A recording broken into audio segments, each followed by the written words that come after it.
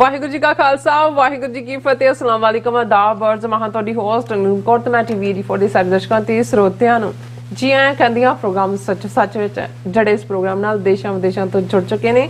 Khalsa affair centre ਦੇ ਸੰਚਾਲਕ doctor Amarjit Singh ji studio 'ਚ ਮੇਰੇ ਨਾਲ ਸ਼ਾਮਿਲ ਨੇ। ਉਹਨਾਂ ਨਾਲ ਗੱਲਬਾਤ ਕਰਕੇ ਅੱਜ ਦੇ ਇਸ਼ੂਜ਼ ਉੱਪਰ ਉਹਨਾਂ ਤੋਂ ਉਹਨਾਂ ਦਾ ਤਜ਼ੀਆ ਜਾਣਦੇ ਹਾਂ। ਜੀ ਡਾਕਟਰ ਸਾਹਿਬ ਵਾਹਿਗੁਰੂ ਜੀ ਕਾ ਖਾਲਸਾ ਵਾਹਿਗੁਰੂ ਜੀ ਕੀ ਫਤਿਹ।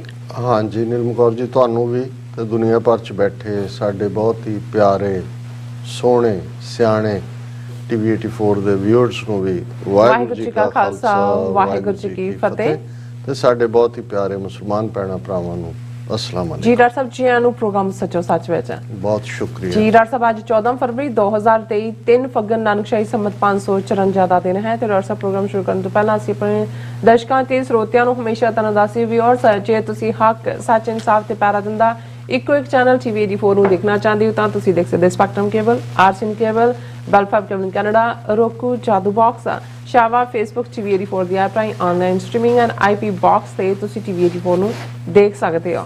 ਪਿਓਰ ਜੇ ਤੁਸੀਂ ਟੀਵੀ 84 ਨਾਲ ਜਾਂ ਪ੍ਰੋਗਰਾਮ ਸੱਚੋ ਸੱਚ ਨਾਲ ਫੇਸਬੁੱਕ ਰਾਹੀਂ ਜੁੜੇ ਤਾਂ ਵੱਧ ਲਾਈਕ ਕਰੋ ਤੇ ਸ਼ੇਅਰ ਕਰੋ ਅਤੇ ਨਾਲ ਹੀ YouTube ਤੇ ਸਬਸਕ੍ਰਾਈਬ ਵੀ ਕਰੋ।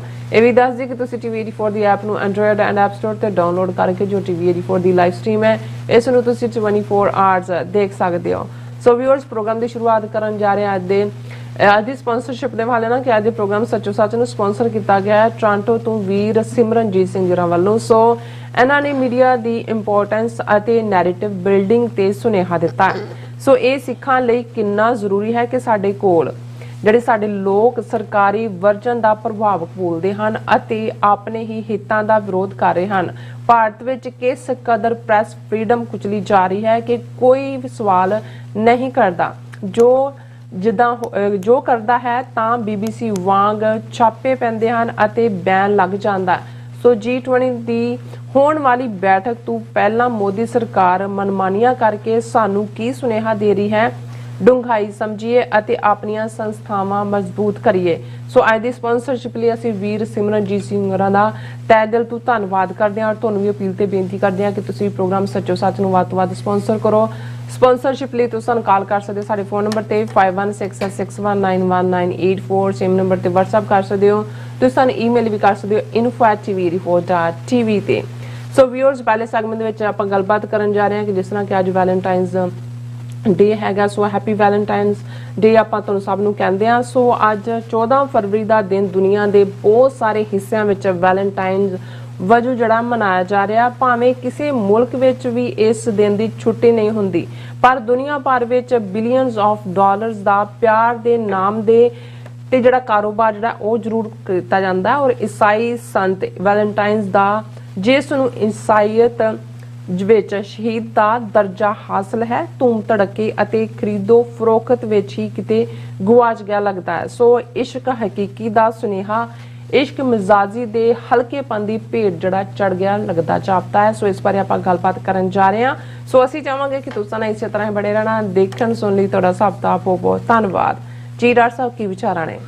ਦੇਖੋ ਸਭ ਤੋਂ ਪਹਿਲਾਂ ਤਾਂ ਅਸੀਂ ਵੀਰ ਸਿਮਰਜੀਤ ਸਿੰਘ ਟੋਰਾਂਟੋ ਨਿਵਾਸੀ ਉਹਨਾਂ ਦਾ ਸ਼ੁਕਰੀਆ ਅਦਾ ਕਰਦੇ ਹਾਂ ਕਿ ਉਹਨਾਂ ਨੇ ਅੱਜ ਦੇ ਪ੍ਰੋਗਰਾਮ ਨੂੰ ਸਪਾਂਸਰ ਕੀਤਾ ਜੀ।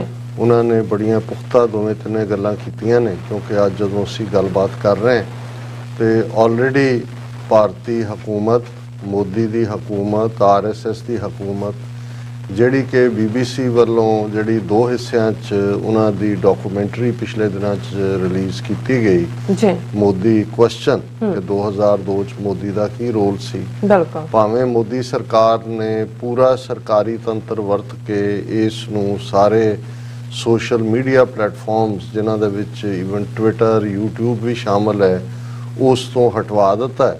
ਆਪਣੇ ਤਾਂ ਉਹਨਾਂ ਨੇ ਪਾਬੰਦੀ ਲਾਈ ਈਵਨ ਯੂਨੀਵਰਸਿਟੀਆਂ ਦੇ ਵਿੱਚ ਵੀ ਵਲੰਟੀਅਰਸ ਜਿਹੜੇ ਸਟੂਡੈਂਟਸ ਵਲੰਟੈਰੀਲੀ ਇਹਨੂੰ ਦੇਖਣਾ ਚਾਹੁੰਦੇ ਸੀ ਉੱਥੇ ਵੀ ਪੁਲਿਸ ਰੇਡ ਕਰਵਾਏ ਪਰ ਮੋਦੀ ਦਾ ਗੁੱਸਾ ਠੰਡਾ ਨਹੀਂ ਹੋਇਆ ਲੱਗਦਾ। ਔਰ ਅੱਜ ਜਿਹੜਾ BBC ਦੇ ਦਿੱਲੀ ਔਰ ਮੁੰਬਈ ਜਿਸ ਨੂੰ ਕਦੇ ਬੰਬੇ ਕਹਿੰਦੇ ਸੀ ਉਹਨਾਂ ਦੇ ਆਫਿਸਿਸ ਦੇ ਉੱਤੇ ਇਨਕਮ ਟੈਕਸ ਰੇਡ ਹੋਏ ਨੇ ਕਿ ਜੀ ਇਹਨਾਂ ਨੇ ਜਿਹੜੀਆਂ ਫਾਈਨੈਂਸ਼ੀਅਲ ਇਨਐਪਰੋਪਰੀਏਟ ਢੰਗ ਨਾਲ ਇਹ ਐਕਟ ਕਰਦੇ ਨੇ ਔਰ ਮਿਸ ਐਪਰੋਪਰੀਏਸ਼ਨ ਕੀਤੀ ਹੈ ਜਾਂ ਪਤਾ ਨਹੀਂ ਮਨੀ ਲਾਂਡਰਿੰਗ ਦਾ ਚਾਰਜ ਲਾਣਗੇ ਕੀ ਕਰਨਗੇ।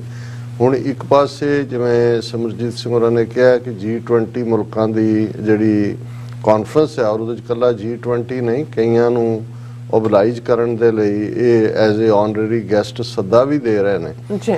ਹੁਣ ਚਾਹੀਦਾ ਤਾਂ ਇਹ ਸੀ ਕਿ ਇਮੇਜ ਬਿਲਡਿੰਗ ਜੇ ਕਰਨੀ ਹੋਏ ਤੇ ਉਹਨਾਂ ਨੂੰ ਇਹ ਬੜਾ ਸਾਫ਼ ਸੁਥਰੇ ਢੰਗ ਨਾਲ ਆਪਣਾ ਇੰਟਰਨੈਸ਼ਨਲ ਇਮੇਜ ਬਣਾਉਣ ਦਾ ਹੋਣਾ ਚਾਹੀਦਾ ਸੀ ਕਿ ਅਸੀਂ ਸੱਚਮੁੱਚ ਹੀ ਆਪਣੇ ਆਪ ਨੂੰ ਪ੍ਰੈਜ਼ੈਂਟ ਕਰੀਏ ਕਿ ਭਾਈ ਅਸੀਂ ਭਾਵੇਂ ਇੱਕ ਦਿਖਾਵੇ ਦੀ ਸਹੀ ਪਰ ਘੱਟੋ ਘੱਟ ਲਿਪਣ ਪੋਚਣ ਕਰਕੇ ਇੱਕ ਜਮਹੂਰੀਅਤ ਹਾਂ। ਔਰ ਜਿਨ੍ਹਾਂ ਜ਼ਮਾਨਿਆਂ 'ਚ ਹੁਣ ਤਾਂ ਉੱਥੇ ਸਕੂਲਾਂ ਦਾ ਵੈਸੇ ਹੀ ਕੋਈ ਕੰਮ ਨਹੀਂ ਹੈ, ਬੇੜਾ ਗਰਕ ਹੈ, ਪਰ ਅੱਜ ਤੋਂ 40-50 ਸਾਲ ਪਹਿਲਾਂ ਜਦੋਂ ਕਿ ਸਕੂਲਾਂ ਦੇ ਵਿੱਚ ਇੰਸਪੈਕਟਰ ਦਾ ਵੀ ਇੱਕ ਜਿਹੜਾ ਡਿਸਟ੍ਰਿਕਟ ਐਜੂਕੇਸ਼ਨ ਆਫਿਸਰ ਦੇ ਥੱਲੇ ਇੱਕ ਇੰਸਪੈਕਟਰ ਦਾ ਵੀ ਰੋਲ ਹੁੰਦਾ ਸੀ ਕਿ ਉਹ ਮਰਜ਼ੀ ਨਾਲ ਕਈ ਵਾਰ ਕਿਸੇ ਵੀ ਸਕੂਲ 'ਚ ਜਾ ਕੇ ਉਹ ਚੈੱਕਅਪ ਕਰਦਾ ਸੀ ਤੇ ਕਈ ਵਾਰੀ ਇੰਸਪੈਕਟਰ ਦਾ ਦੌਰਾ ਪਲਾਨ ਹੁੰਦਾ ਸੀ ਕਿ ਜੀ ਉਹਨਾਂ ਦੀ ਟੀਮ ਆਣੀ ਹੈ DEO ਆਫਿਸ ਤੋਂ ਤੇ ਉਹ ਜਿਹੜੇ ਹੈਡਮਾਸਟਰ ਔਰ ਮਾਸਟਰ ਜਾਂ ਦੂਜੇ ਸਭ ਨਿਆਣਿਆਂ ਨੂੰ ਲਾਇਆ ਹੁੰਦਾ ਸੀ ਕਿ ਕਾਲੀ ਸਿਆਹੀ ਦੀਆਂ ਦਵਾਤਾਂ ਖਾਲੀ ਕਰੋ, ਬਲੈਕ ਬੋਰਡ ਕਾਲਾ ਕਰੋ ਵੀ ਕਾਲਾ ਨਜ਼ਰ ਆਏ, ਕੂਚੀ ਜਿਹੀ ਫੜਾ ਕੇ 4 ਚੁਫੇਰੇ ਪੱਥਰਾਂ ਦੇ ਉੱਤੇ ਵੀ ਜਿਹੜੇ ਉਹ ਕੂਚੀ ਫੇਰਦੇ ਸੀ ਸਫੇਦੀ ਕਿ ਵੀ ਲੱਗੇ ਸਾਫ ਸੁਥਰਾ।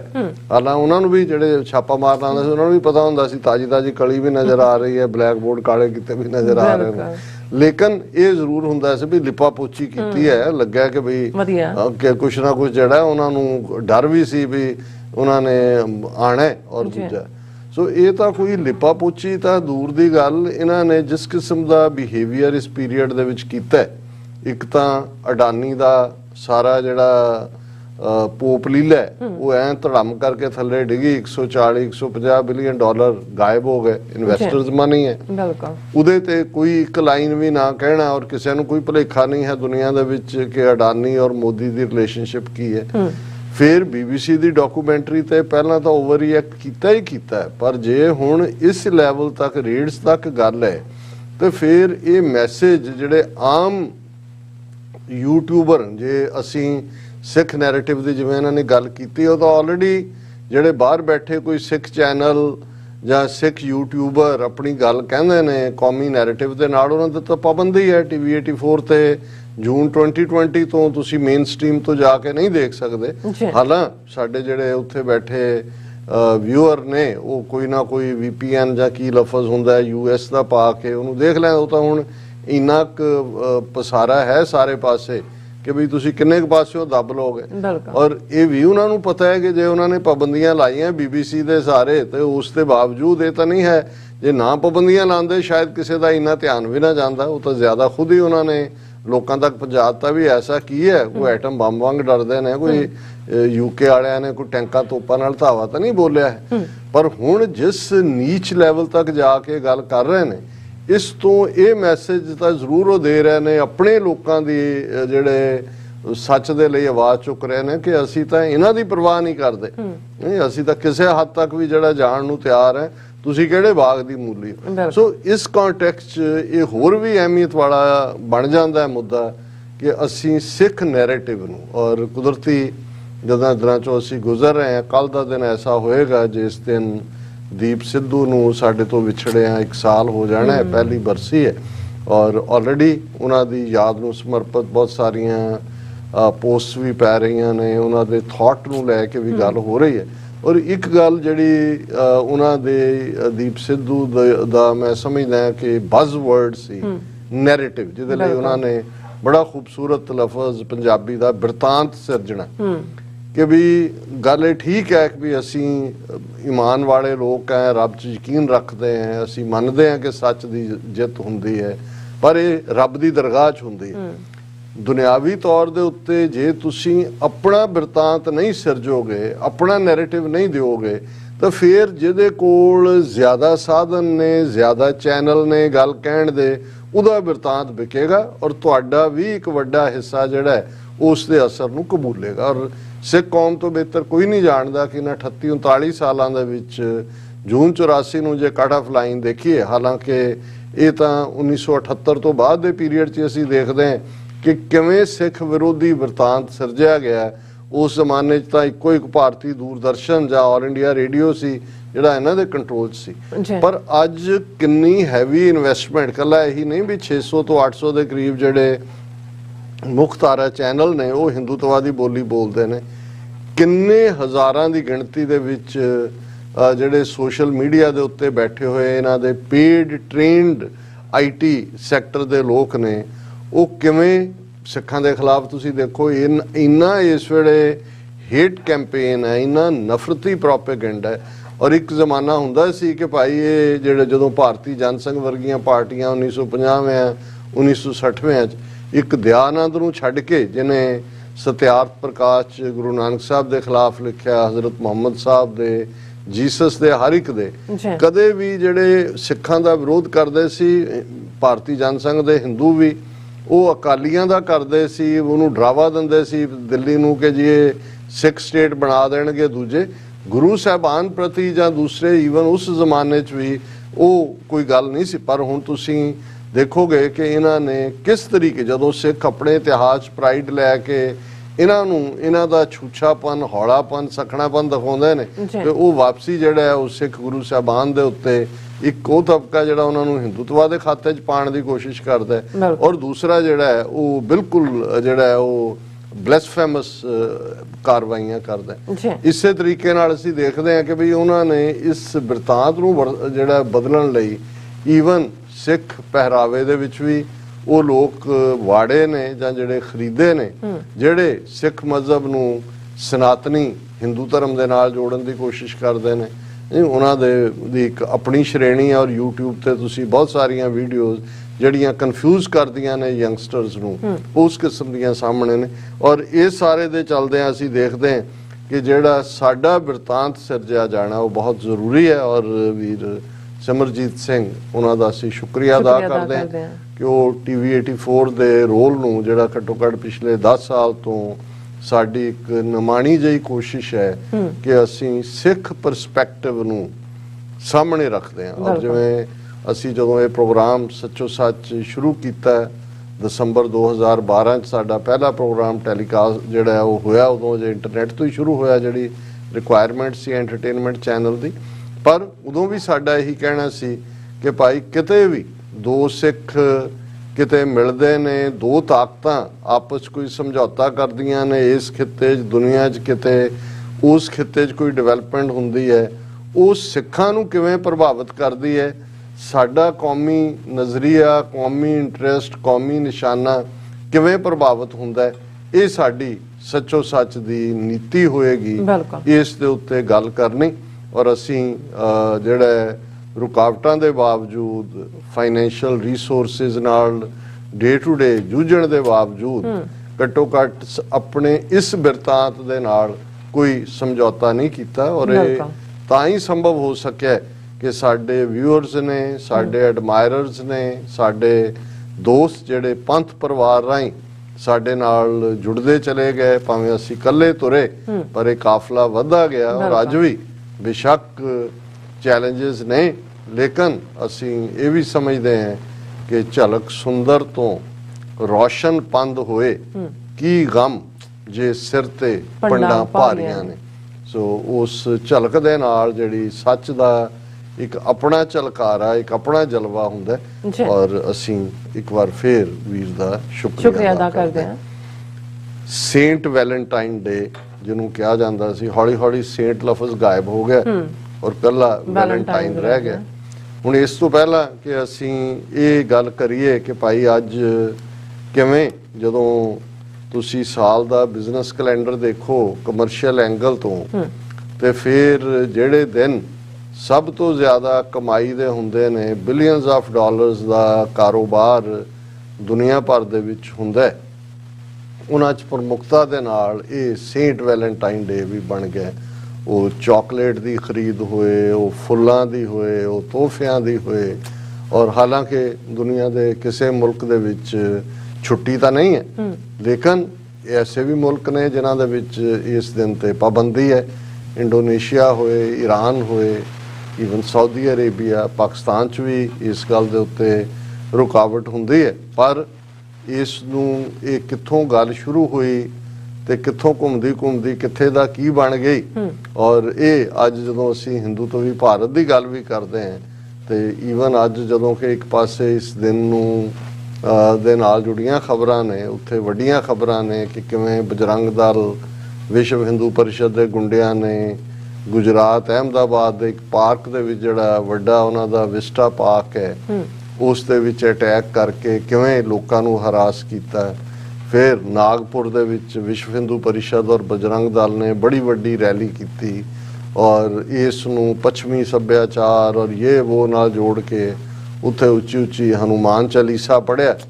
ਵੈਸੇ ਚੰਗਾ ਹੁੰਦਾ ਕਿ ਵੀ ਮੋਦੀ ਸਰਕਾਰ ਕਊ ਹੱਗ ਡੇ ਦਾ ਸਰਕੂਲਰ ਵਾਪਸ ਨਾ ਲੈਂਦੀ ਤੇ ਘੱਟੋ ਘੱਟ ਇਹ ਜਿਹੜੇ ਹਿੰਦੂ ਸੱਭਿਆਚਾਰ ਵਾਲੇ ਨੇ ਇਹ ਗਊਸ਼ਾਲਾਵਾਂ 'ਚ ਜਾ ਕੇ ਘੱਟੋ ਘੱਟ ਗਊਆਂ ਨੂੰ ਤਾਂ ਜੱਫੀਆਂ ਪਾ ਰਹੇ ਹੁੰਦੇ, ਉਹਨਾਂ ਵਿਚਾਰੀਆਂ ਨੂੰ ਕੋਈ ਹੋਰ ਜਿਹੜੀਆਂ ਬਹੁਤ ਸਾਰੀਆਂ ਸੜਕਾਂ ਤੇ ਭੁੱਖੀਆਂ ਤੁਰੀਆਂ ਫਿਰਦੀਆਂ ਨੇ ਘੱਟੋ ਘੱਟ ਇੱਕ ਦਿਨ ਉਹਨਾਂ ਨੂੰ ਰੱਜ ਕੇ ਜਿਹੜਾ ਉਹ ਪੱਠੇ ਪੁੱਠੇ ਤਾਂ ਪਾ ਦਿੰਦੇ।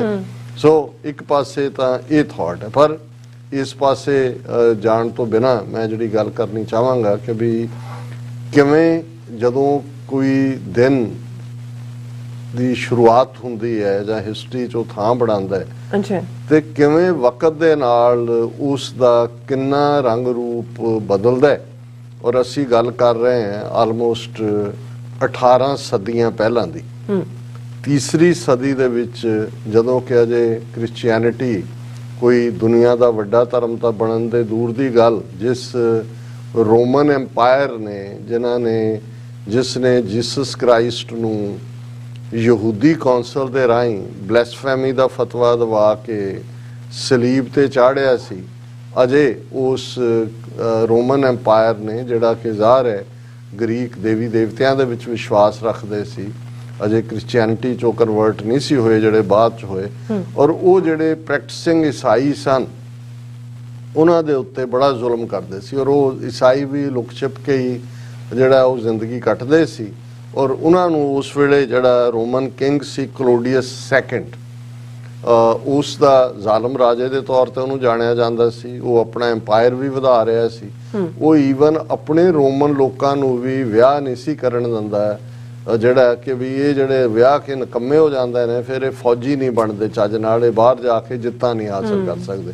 ਲੇਕਿਨ ਉਹਨਾਂ ਦੇ ਵੀ ਰੁਕਾਵਟਾਂ ਸਨ, ਲੇਕਿਨ ਈਸਾਈਆਂ ਦੇ ਵਿਆਹ ਦੇ ਕਿਉਂਕਿ ਈਸਾਈ ਧਰਮ ਤਾਂ ਜਿਹੜਾ ਉਹ ਇੱਕ ਬਾਗੀ ਦੇ ਤੌਰ ਤੇ ਉੱਤੇ ਉਹਨੂੰ ਦੇਖਿਆ ਜਾਂਦਾ ਸੀ। ਈਸਾਈਅਤ ਵਾਲੇ ਤਾਂ ਜਿਹੜੇ ਨੇ ਉਹ ਆਪਣਾ ਮਜ਼ਹਬ ਈਸਾਈ ਪ੍ਰੈਕਟਿਸ ਹੀ ਨਹੀਂ ਸੀ ਕਰ ਸਕਦੇ।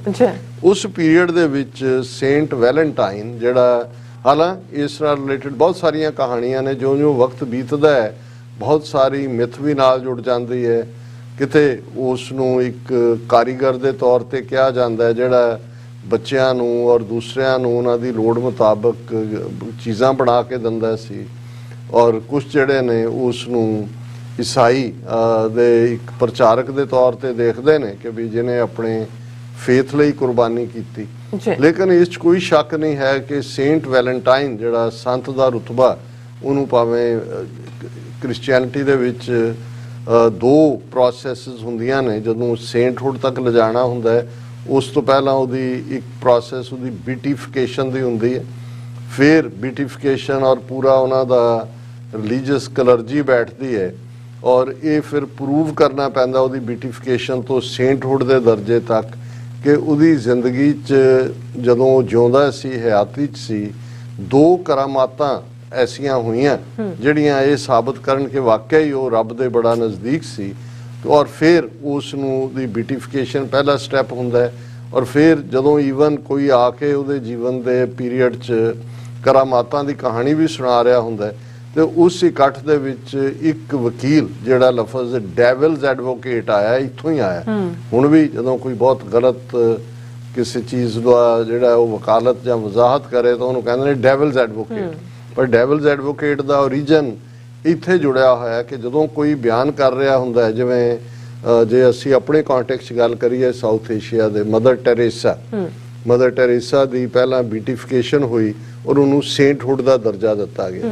ਫਿਰ ਉਹਦੇ ਨਾਲ ਜਿਹੜੀ ਕਰਾਮਾਤ ਜੁੜੀ ਦਿਖਾਈ ਜਾਂਦੀ ਹੈ ਕਿ ਜੀ ਫਲਾਂ ਥਾਂ ਉਹਨੇ ਟੱਚ ਕੀਤਾ, ਉਹ ਜਿਵੇਂ ਜੀਸਸ ਦਾ ਇੱਕ ਇਮੇਜ, ਜੀਸਸ ਦਾ ਹੀਲਰ ਹੈ ਜਿਹਦੇ ਥੱਲੇ ਅੱਜ ਬਹੁਤ ਸਾਰੇ ਨਕਲੀ ਪੈਸਟਰ ਜਿਹੜੇ ਪੰਜਾਬ ਦੇ ਵਿੱਚ ਉਹ ਭੋਲੇ ਭਾਲੇ ਗਰੀਬ ਲੋਕਾਂ ਨੂੰ ਪੈਸੇ ਦੇ ਲਾਲਚ ਨਾਲ ਵੀ ਪਰ ਬਿਮਾਰੀਆਂ ਠੀਕ ਕਰਨ ਦੇ ਨਾਂ ਥੱਲੇ ਜਿਹੜਾ ਹੈ ਹੀਲਿੰਗ ਦੇ ਨਾਂ ਥੱਲੇ ਉਹ ਈਸਾਈਅਤ 'ਚ ਕਨਵਰਟ ਕਰ ਰਹੇ ਨੇ। ਸੋ ਉਹ ਜਦੋਂ ਉਸ ਦੀ ਕੋਈ ਕਰਾਮਾਤ ਦੱਸੀ ਜਾਂਦੀ ਹੈ ਫਿਰ ਉਹ ਜਿਹੜਾ ਡੈਵਲਸ ਐਡਵੋਕੇਟ ਹੈ, ਕਿਉਂਕਿ ਕ੍ਰਿਸਚੀਅਨਿਟੀ 'ਚ ਰੱਬ ਦੇ ਬਰਾਬਰ ਡੈਵਲ ਦੀ ਇੱਕ ਅਥਾਰਟੀ ਹੈ, ਉਹ ਉਹਨੂੰ ਚੈਲੰਜ ਕਰਦਾ ਔਰ ਇਵੈਂਚੁਅਲੀ ਉਹ ਉਹਨਾਂ ਦੀ ਕੌਂਸਲ ਫੈਸਲਾ ਕਰਦੀ ਹੈ ਕਿ ਇਹਨੂੰ ਸੇਂਟਹੁੱਡ ਦਾ ਦਰਜਾ ਦਿੱਤਾ ਜਾਏ ਜਾਂ ਨਾ। ਮਦਰ ਟੈਰੇਸਾ ਵੀ ਸੇਂਟ ਹੈ ਔਰ ਜਿਹਨੂੰ ਸੇਂਟ ਦਾ ਦਰਜਾ ਮਿਲ ਜਾਂਦਾ ਹੈ ਫਿਰ ਜਿਹੜੇ ਅੱਗੋਂ ਬਿਲੀਵਰ ਨੇ ਈਸਾਈਅਤ ਦੇ ਉਹ ਉਸ ਦੀ ਫੋਟੋ ਰੱਖ ਕੇ ਜਾਂ ਉਸ ਦਾ ਧਿਆਨ ਧਰ ਕੇ ਉਹ ਰੱਬ ਦੇ ਨਾਲ ਪ੍ਰੇਅਰ ਕਰ ਸਕਦੇ ਨੇ। ਇਹ ਉਹਨਾਂ ਦਾ ਇੱਕ ਆਪਣਾ ਕੈਥੋਲਿਕਸ ਦੀ ਆਪਣੀ ਇੱਕ ਪੋਪ ਲੀਲ ਹੈ। ਹੁਣ ਸੇਂਟ ਵੈਲੈਂਟਾਈਨ ਜਿਹੜਾ ਹੈ ਉਹ ਬਤੌਰੇ ਉਹਦੀ ਜ਼ਿੰਦਗੀ 'ਚ ਵੀ ਇਹ ਪਰਉਪਕਾਰ ਹੈ ਕਿ ਉਹ ਚੋਰੀ ਛਿਪੇ ਵਿਆਹ ਵੀ ਕਰਵਾਉਂਦਾ ਹੈ, ਉਸ ਦਾ ਹੋਰ ਵੀ ਲੋਕਾਂ ਦੀਆਂ ਲੋੜਾਂ ਵੀ ਪੂਰੀਆਂ ਕਰਦਾ ਹੈ। ਔਰ ਇਵੈਂਚੁਅਲੀ ਜਦੋਂ ਇਸ ਕਿੰਗ ਨੂੰ ਪਤਾ ਲੱਗਦਾ ਹੈ ਕਲੌਡੀਅਸ ਨੂੰ ਤੇ ਉਹਨੂੰ ਜੇਲ੍ਹ ਦੇ ਵਿੱਚ ਸੁੱਟਦਾ ਹੈ। ਔਰ ਜਿਹੜੀ ਉਸ ਜ਼ਮਾਨੇ ਦਾ ਜਿਹੜਾ ਲਾਅ ਜਿਹੜਾ ਆਇਆ ਤਾਂ ਯਹੂਦੀਆਂ ਚੋਂ ਹੀ ਸੀ, ਸਟੋਨ ਟੂ ਡੈਥ, ਪੱਥਰ ਮਾਰ ਕੇ ਮਾਰਨਾ। ਸੋ ਉਹ ਉਹਨੂੰ ਸਜ਼ਾ ਸੁਣਾਈ ਜਾਂਦੀ ਹੈ ਔਰ ਪੱਥਰ ਮਾਰੇ ਜਾਂਦੇ ਨੇ, ਪਰ ਉਹਦੀ ਜਦੋਂ ਉਹਦੇ ਨਾਲ ਵੀ ਮੌਤ ਨਹੀਂ ਹੁੰਦੀ ਤਾਂ ਫਾਈਨਲੀ ਅੱਜ ਦੇ ਦਿਨ ਜਿਹੜਾ ਹੈ ਉਸ ਦਾ ਸਿਰ ਧੜ ਤੋਂ ਜੁਦਾ ਕੀਤਾ ਜਾਂਦਾ। ਸੋ ਇਹ ਵਕਤ ਪਾ ਕੇ ਕਈ ਸਦੀਆਂ ਬਾਅਦ ਹੌਲੀ ਹੌਲੀ ਜੇ ਤੁਸੀਂ ਇਹਦਾ ਰੂਪ ਯੂਰਪ ਔਰ ਅੱਡ eastern orthodox church, Catholic church ਦੇਖੋ ਤਾਂ ਇਹਦੇ ਫਾਰਮ ਬਦਲਦੇ ਚਲੇ ਗਏ। ਪਿਛਲੇ 2 ਸਦੀਆਂ ਤੋਂ ਹੀ ਜਿਹੜਾ ਇਸ ਦਾ ਫੋਕਸ ਫਿਰ ਐਜ਼ ਏ ਲਵ ਡੇ ਹੋਇਆ ਔਰ ਉਹਦੇ 'ਚ ਵੀ ਹੁਣ ਇਹ ਕਹਾਣੀ ਜਦੋਂ ਤੁਸੀਂ ਮਦਦ ਕਰਦੇ ਆ ਸ਼ਹੀਦੀ ਦੇ ਰੁਤਬੇ ਤੱਕ ਪਹੁੰਚਣਾ ਹੈ। ਬੇਸ਼ੱਕ ਈਸਾਈਅਤ 'ਚ ਜਿਹੜਾ ਹੈ ਉਸ ਦਾ ਇੱਕ ਆਪਣਾ ਕਾਨਸੈਪਟ ਹੈ, ਇਸਲਾਮ 'ਚ ਸ਼ਹੀਦ ਦਾ ਇੱਕ ਆਪਣਾ ਕਾਨਸੈਪਟ ਹੈ, ਸਿੱਖ ਧਰਮ 'ਚ ਦਾ ਇੱਕ ਆਪਣਾ ਕਾਨਸੈਪਟ ਹੈ। ਮੈਂ ਉਸ ਕੰਪੈਰੀਜ਼ਨ 'ਚ ਨਹੀਂ ਪਾਵਾਂਗਾ ਕਿਉਂਕਿ ਆਪਣੇ ਆਪ ਦੇ ਵਿੱਚ ਇੱਕ ਫੁੱਲ ਇੰਟੈਲੈਕਚੁਅਲ ਡਿਬੇਟ ਬਣ ਜਾਂਦੀ ਹੈ। ਪਰ ਇੱਕ ਗੱਲ ਜ਼ਾਹਰ ਹੈ ਕਿ ਜੇ ਅਸੀਂ ਇੱਕ ਦੂਸਰੇ ਕਲਚਰ ਜਾਂ ਦੂਸਰੇ ਧਰਮ ਨੂੰ ਮੰਨਣ ਵਾਲੇ ਇਸ ਵਾਕਿਆ ਨੂੰ ਦੇਖਾਂਗੇ ਤਾਂ ਫਿਰ ਇਸ 'ਚੋਂ ਸਾਨੂੰ ਮੈਸੇਜ ਮਿਲੇਗਾ ਇਸ਼ਕ ਹਕੀਕੀ ਦਾ ਕਿ ਭਾਈ ਆਪਣੀਆਂ ਵੈਲਿਊਜ਼ ਜਿਹੜੀਆਂ ਇਸ਼ਕ ਪਿਆਰ ਇਨਫੈਕਟ ਇਹ ਠੀਕ ਹੈ ਕਿ ਜਿਹੜੀ ਦੁਨਿਆਵੀ ਜਿਹਨੂੰ ਅਸੀਂ ਇਸ਼ਕ ਮਿਜ਼ਾਜੀ ਕਹਿੰਦੇ ਹਾਂ ਉਹ ਭਾਵੇਂ ਮਾਂ ਪੁੱਤਰ, ਮਾਂ ਧੀ, ਭੈਣ ਭਰਾ, ਦੂਜੇ ਜਿਹੜੇ ਇੱਕ ਰਿਸ਼ਤਿਆਂ ਦਾ ਪਿਆਰ ਹੈ, ਇੱਕ ਜਿਹਨੂੰ ਰੋਮਾਂਸ ਨਾਲ ਜੋੜ ਕੇ ਜਿਹੜਾ ਹੈ ਉਹ ਲਵਰ ਬਿਲਵਡ ਰਿਲੇਸ਼ਨਸ਼ਿਪ ਹੈ ਜਿਹੜੀ ਅਲਟੀਮੇਟਲੀ ਮੈਰਿਜ ਕਨਵਰਟ ਹੁੰਦੀ ਹੈ, ਜਾਂ ਜਿਹੜੀ ਆਲਰੇਡੀ ਮੈਰਿਜ ਦੀ ਜਿਹੜੀ ਇੱਕ ਕਨਵੈਨਸ਼ਨ ਹੈ ਹਰ ਸਮਾਜ ਨੇ ਔਰ ਹਰ ਮਜ਼ਹਬ ਨੇ ਉਸ ਨੂੰ ਕਬੂਲਿਆ, ਉਸ ਦੇ ਵਿੱਚ ਪਤੀ ਪਤਨੀ ਦੇ ਰਿਸ਼ਤਿਆਂ ਦੇ ਵਿੱਚ ਉਸ ਕਿਸਮ ਦਾ। ਹੁਣ ਅਸਲ 'ਚ ਕੋਈ ਵੀ ਜਿਹੜਾ ਇਸ਼ਕ ਮਿਜ਼ਾਜੀ ਦੀ ਜਦੋਂ ਅਸੀਂ ਗੱਲ ਵੀ ਕਰਦੇ ਹਾਂ ਉਹ ਬੇਸ਼ੱਕ ਉਸ ਦੀ ਸ਼ੁਰੂਆਤ ਕੋਈ ਸਰੀਰਕ ਅਟਰੈਕਸ਼ਨ ਤੋਂ ਹੋਏ ਜਾਂ ਕੋਈ ਹੋਰ ਗਰਜ਼ਾਂ ਨਾਲ ਜੁੜੀ ਹੋਏ ਜਾਂ ਕੁਝ ਹੋਏ, ਪਰ ਇੱਕ ਜਿਹੜਾ ਇਹੀ ਕਾਰਨ ਹੈ। ਔਰ ਪਿਛਲੇ ਦਿਨਾਂ 'ਚ ਇੰਗਲੈਂਡ ਤੋਂ ਇੱਕ ਡਿਸਕਸ਼ਨ ਦੇ ਵਿੱਚ ਇਹ ਸੀ ਕਿ ਇਸ਼ਕ ਮਿਜ਼ਾਜੀ ਔਰ ਇਸ਼ਕ ਹਕੀਕੀ ਦੀ ਗੱਲ ਚੱਲੀ ਤੇ ਮੇਰਾ ਇਹ ਸੀ ਕਹਿਣਾ ਕਿ ਵੀ ਦੇਖੋ ਇਹ ਜਿਹੜਾ ਇਨਫੈਕਟ ਜਦੋਂ ਅਸੀਂ ਦੁਨੀਆ ਦੀ ਸਾਰੀ ਕ੍ਰੀਏਸ਼ਨ ਦੇਖਦੇ ਹਾਂ ਤੇ ਜਿਹੜਾ ਭਾਵ ਰੱਬ ਨੇ ਇਸ ਸਾਰੀ ਕਾਇਨਾਤ ਦੇ ਵਿੱਚ ਔਰ ਖਾਸ ਤੌਰ ਤੇ ਸਾਡੇ ਧਰਤੀ ਦੇ ਸੰਬੰਧਾਂ 'ਚ ਰੱਖਿਆ ਔਰ ਉਹੀ ਜਿਹੜਾ ਇਨਸਾਨ ਔਰ ਰੱਬ ਨੇ ਆਪਣੇ ਨਾਲ ਕੁਰਬਤ ਦਾ ਵੀ ਰਿਸ਼ਤਾ ਰੱਖਿਆ ਉਹ ਤਾਂ ਪਿਆਰ ਦਾ ਰਿਸ਼ਤਾ ਹੈ। ਪਿਆਰ ਲਫ਼ਜ਼ ਜਿਹੜਾ ਇਹ ਇੱਕ ਛੋਟਾ ਲਫ਼ਜ਼ ਨਹੀਂ ਹੈ ਔਰ ਜੇ ਅਸੀਂ ਇਹਨੂੰ ਇਸ਼ਕ ਹਕੀਕੀ ਦੇ ਰਾਹ ਦੇ ਉੱਤੇ ਦੇਖੀਏ ਤੇ ਅਲਟੀਮੇਟਲੀ ਪਿਆਰ ਦੇ ਵਿੱਚ ਹੀ ਆਪਣਾ ਸਭ ਕੁਝ ਕੁਰਬਾਨ ਕਰਨਾ, ਰੱਬ ਦੀ ਯਾਦ ਦੇ, ਰੱਬ ਦੇ ਰਸਤੇ ਤੇ ਤੁਰਦੇ ਆ, ਜਿਹਨੂੰ ਗੁਰੂ ਕਲਗੀਧਰ ਪਾਤਸ਼ਾਹ ਨੇ ਫਰਮਾਇਆ ਜਦੋਂ ਉਹਨਾਂ ਨੇ ਈਵਨ ਬੰਦਗੀ ਕਰਨ ਵਾਲਿਆਂ ਦੇ ਅੱਡ-ਅੱਡ ਜਿਹੜੇ ਉਹਨਾਂ ਦੇ ਮੈਥਡ ਸੀ, ਤਰੀਕੇ ਸੀ ਜਾਂ ਫੇਥ ਸੀ, ਉਹਨਾਂ ਦਾ ਜ਼ਿਕਰ ਕੀਤਾ ਤੇ ਗੁਰੂ ਸਾਹਿਬ ਨੇ ਫਰਮਾਇਆ ਕਹਾਂ ਭਇਓ ਜੋ ਦੋ ਲੋਚਨ ਮੂੰਦ ਕੈ ਬੈਠ ਰਹੋ ਬਕ ਧਿਆਨ ਲਗਾਇਓ ਨਾਤ ਫਿਰਿਓ ਲਿਏ ਸਾਤ ਸਮੁੰਦਰਨ ਲੋਕ ਗਇਓ पर लोक गवायो बास कियो बिख्यान सो बैठ के ऐसे ही ऐसे सो बैस बितायो साच कहो सुन लिहो सब है जिन प्रेम कियो तिन ही प्रभ पायो। हुणे के भाई बगले वांग समाधि लाना कहाँ बेहो दो लोचन बूद के बैठ रहे हो भगत तुसी सारे तीर्थां दे उत्ते नहाउंदे फिरो ਲੈਕਚਰਬਾਜ਼ੀ ਕਰੋ ਜਾਂ ਜਿਹੜੇ ਆ ਉਹ ਵਿਖਿਆਂ ਦੇ ਵਿੱਚ ਵਿਕਾਰਾਂ ਦੇ ਵਿੱਚ ਆਪਣੀ ਜ਼ਿੰਦਗੀ ਗੁਜ਼ਾਰੋ ਔਰ ਤੁਸੀਂ ਉਹਦੇ ਚੋਂ ਖੁਸ਼ੀ ਲੱਭਣਾ ਚਾਹੋ, ਇਹ ਨਹੀਂ ਹੈ।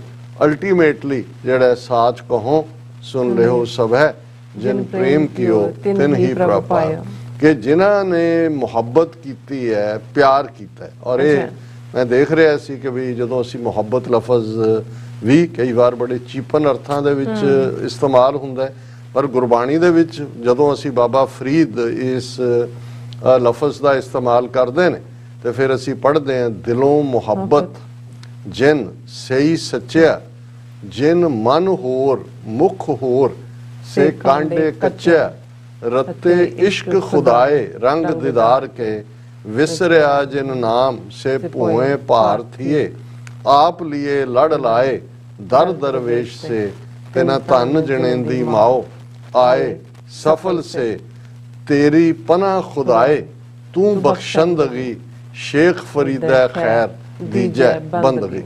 हुण इह ज़ाहिर है अपने आप दे विच कच्चा इश्क और पक्का इश्क, ਦਿਲੋਂ ਮੁਹੱਬਤ ਜਿਨ ਸਹੀ ਮਨ ਹੋਰ ਮੁਖ ਹੋਰ।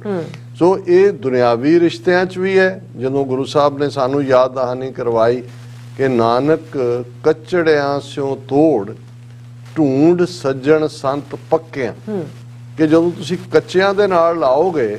ਔਰ ਇਹ ਜਦੋਂ ਇਸ਼ਕ ਮਿਜ਼ਾਜੀ ਵਾਲੇ ਵੀ ਬਿਆਨ ਕਰਦੇ ਨੇ, ਜਿਹੜੀਆਂ ਕਹਾਣੀਆਂ ਸਾਡੀ ਪੰਜਾਬ ਦੇ 5 ਦਰਿਆਵਾਂ ਦੀ ਧਰਤੀ ਤੇ ਫੋਕਲੋਰ ਦਾ ਹਿੱਸਾ ਬਣੀਆਂ, ਭਾਵੇਂ ਉਹ ਵਾਪਰੀਆਂ ਕਿ ਨਹੀਂ ਵਾਪਰੀਆਂ, ਪਰ ਜਿਹੜੇ ਸ਼ਾਇਰ ਜਾਂ ਕਿੱਸਾਕਾਰ ਜਿਨ੍ਹਾਂ ਨੇ ਉਹਨਾਂ ਨੂੰ ਅਲਫਾਜ਼ ਦਿੱਤੇ ਔਰ ਹੌਲੀ ਹੌਲੀ ਹੌਲੀ ਉਹ ਲੋਕ ਯਾਦਾਂ ਦਾ ਹਿੱਸਾ ਬਣੀਆਂ। ਉਹਨਾਂ ਦੇ ਵਿੱਚ ਹੀਰ ਰਾਂਝਾ ਹੋਏ, ਸੱਸੀ ਪੁੰਨੂ ਹੋਏ, ਲੈਲਾ ਮਜਨੂ ਹੋਏ ਔਰ ਸੋਹਣੀ ਮਹੀਵਾਲ ਹੋਏ। ਇਹਨਾਂ ਸਾਰਿਆਂ ਵਾਲੀ ਜਦੋਂ ਜੇ ਅਸੀਂ ਦੇਖੀਏ, ਜਿਨ੍ਹਾਂ 'ਚੋਂ ਕੁਛ ਦਾ ਲੈਂਡਸਕੇਪ ਪੰਜਾਬ ਹੈ, ਲੈਲਾ ਮਜਨੂ ਤਾਂ ਮਿਡਲ ਈਸਟ ਜਾਂ ਈਰਾਨ ਦੇ ਕੰਟੈਕਸਟ ਚਲੀ ਜਾਂਦੀ ਹੈ।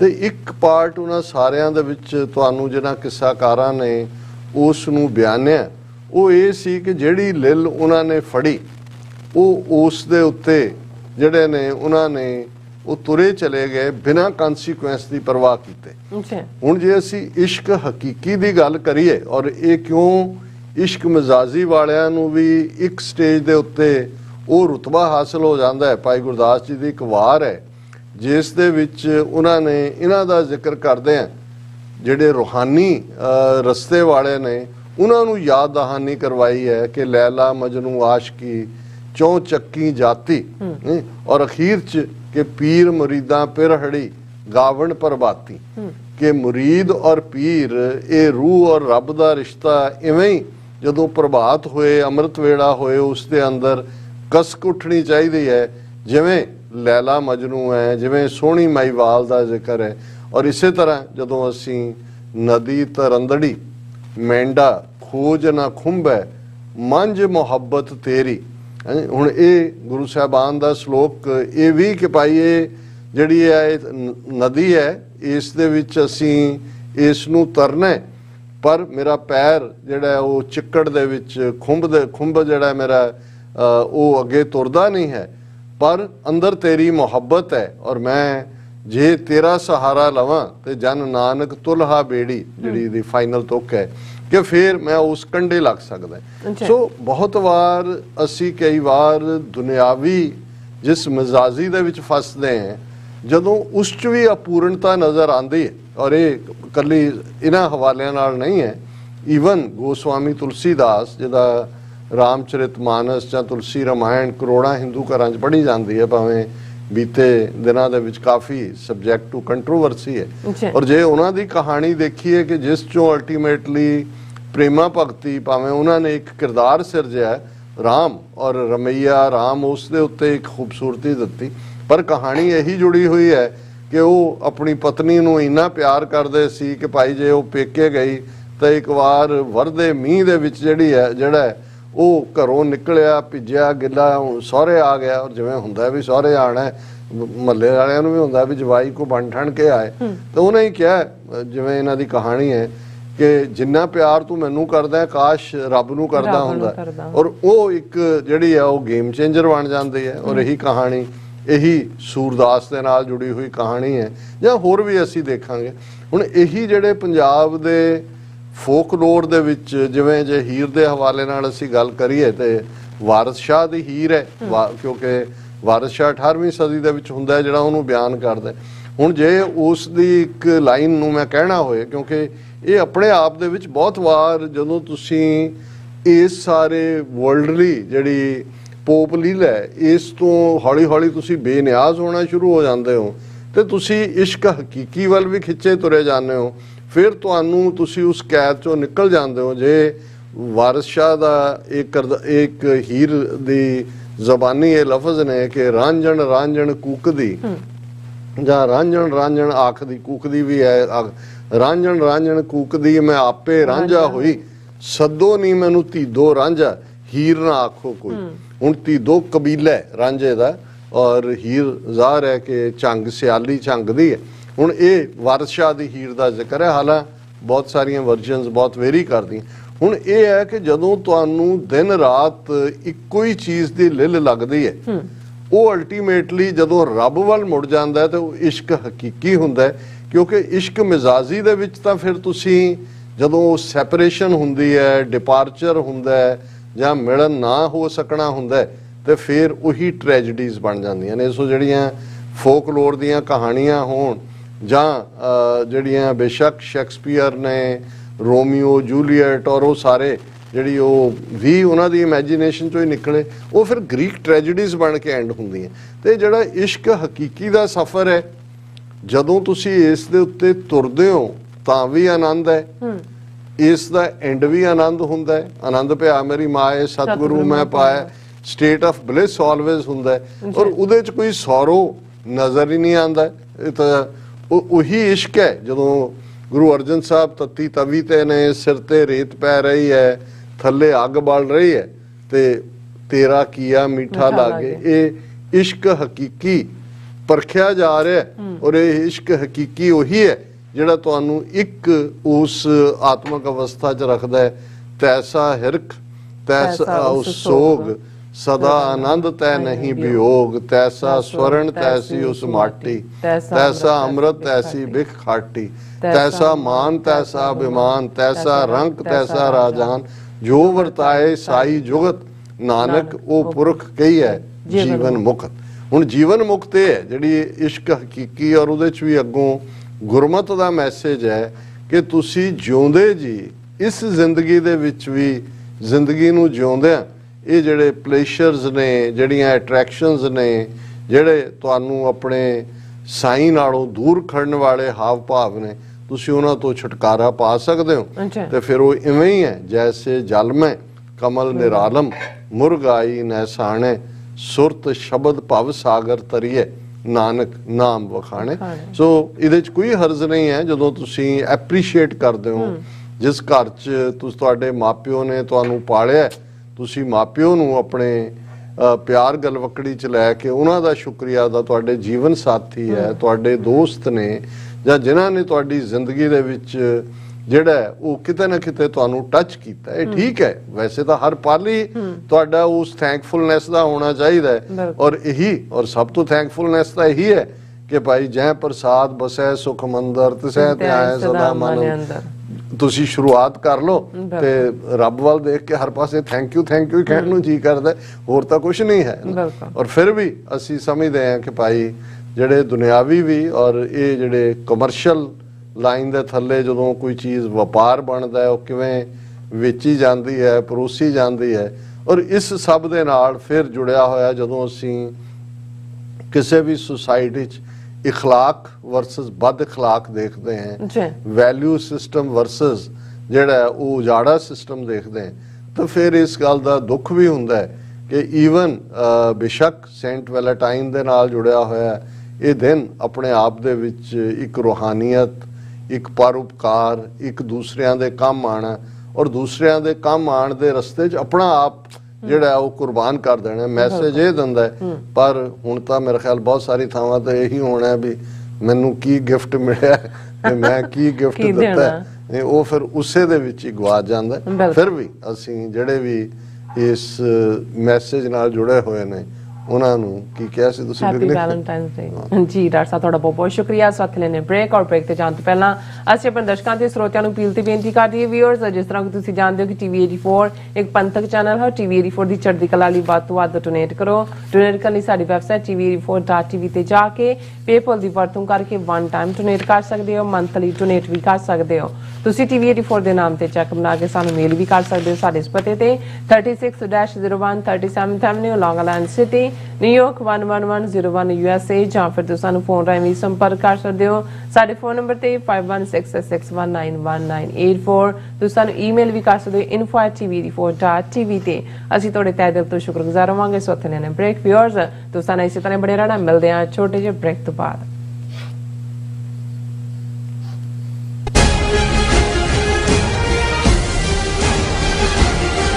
ਕੀ ਤੁਸੀਂ ਰੋਜ਼ਾਨਾ ਕੰਮ ਤੇ ਆਪਣਾ ਵਧੇਰੇ ਸਮਾਂ ਬਿਤਾਉਣ ਤੋਂ ਪਰੇਸ਼ਾਨ ਹੋ?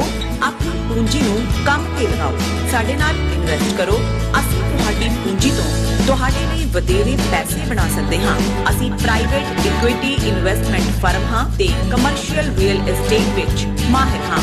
Property management, leasing, asset management, commercial real estate investment ਵਿੱਚ ਸਾਰੀਆਂ ਸੇਵਾਵਾਂ ਲਈ ਅਮਰੀਕਾ ਭਰ ਵਿੱਚੋਂ ਤੁਸੀਂ ਸਾਡੇ ਤੱਕ ਪਹੁੰਚ ਕਰ ਸਕਦੇ ਹੋ। ਆਜ਼ਾਦ ਕਮਰਸ਼ੀਅਲ ਰੀਅਲਟੀ ਸਰਵਿਸਿਜ਼ ਤੇ Azad family trust, 701 North Port Oak road, suite number 204, Houston, Texas. ਤੁਸੀਂ ਸਾਨੂੰ ਸਾਡੇ ਫੋਨ ਨੰਬਰ 7136861277 ਤੇ ਵੀ ਸੰਪਰਕ ਕਰ ਸਕਦੇ ਹੋ। Azad commercial realty services. ਕੌਮੀ ਯੋਧੇ ਦੀਪ ਸਿੱਧੂ ਦੀ ਸਾਲਾਨਾ ਬਰਸੀ ਅਤੇ ਸਮੂਹ ਸ਼ਹੀਦਾਂ ਦੀ ਯਾਦ ਵਿੱਚ ਗੁਰਦੁਆਰਾ ਸਾਹਿਬ ਰਿਵਰਸਾਈਡ, ਲਾਸ ਐਂਜਲਸ, ਕੈਲੀਫੋਰਨੀਆ ਵਿਖੇ 19 ਫਰਵਰੀ 2023 ਦਿਨ ਐਤਵਾਰ ਨੂੰ ਸ਼ਹੀਦੀ ਸਮਾਗਮ ਕਰਵਾਇਆ ਜਾ ਰਿਹਾ ਹੈ। ਖਾਲਿਸਤਾਨ ਅਫੇਅਰ ਸੈਂਟਰ ਦੇ ਸੰਚਾਲਕ ਡਾਕਟਰ ਅਮਰਜੀਤ ਸਿੰਘ ਮੁੱਖ ਬੁਲਾਰੇ ਦੇ ਤੌਰ ਤੇ ਹਾਜ਼ਰੀ ਭਰਨਗੇ। ਗੁਰੂ ਘਰ ਕਮੇਟੀ, ਵਾਰਿਸ ਪੰਜਾਬ ਦੇ ਅਤੇ ਸਿੱਖ ਯੂਥ ਆਫ ਅਮਰੀਕਾ ਵੱਲੋਂ ਸਮੂਹ ਪੰਥ ਦਰਦੀਆਂ ਨੂੰ ਇਸ ਸ਼ਹੀਦੀ ਸਮਾਗਮ ਵਿੱਚ ਸ਼ਮੂਲੀਅਤ ਕਰਨ ਦੀ ਬੇਨਤੀ ਕੀਤੀ ਜਾਂਦੀ ਹੈ। ਵਧੇਰੇ ਜਾਣਕਾਰੀ ਲਈ ਤੁਸੀਂ ਹੇਠ ਦਿੱਤੇ ਨੰਬਰਾਂ ਤੇ ਸੰਪਰਕ ਕਰ ਸਕਦੇ ਹੋ।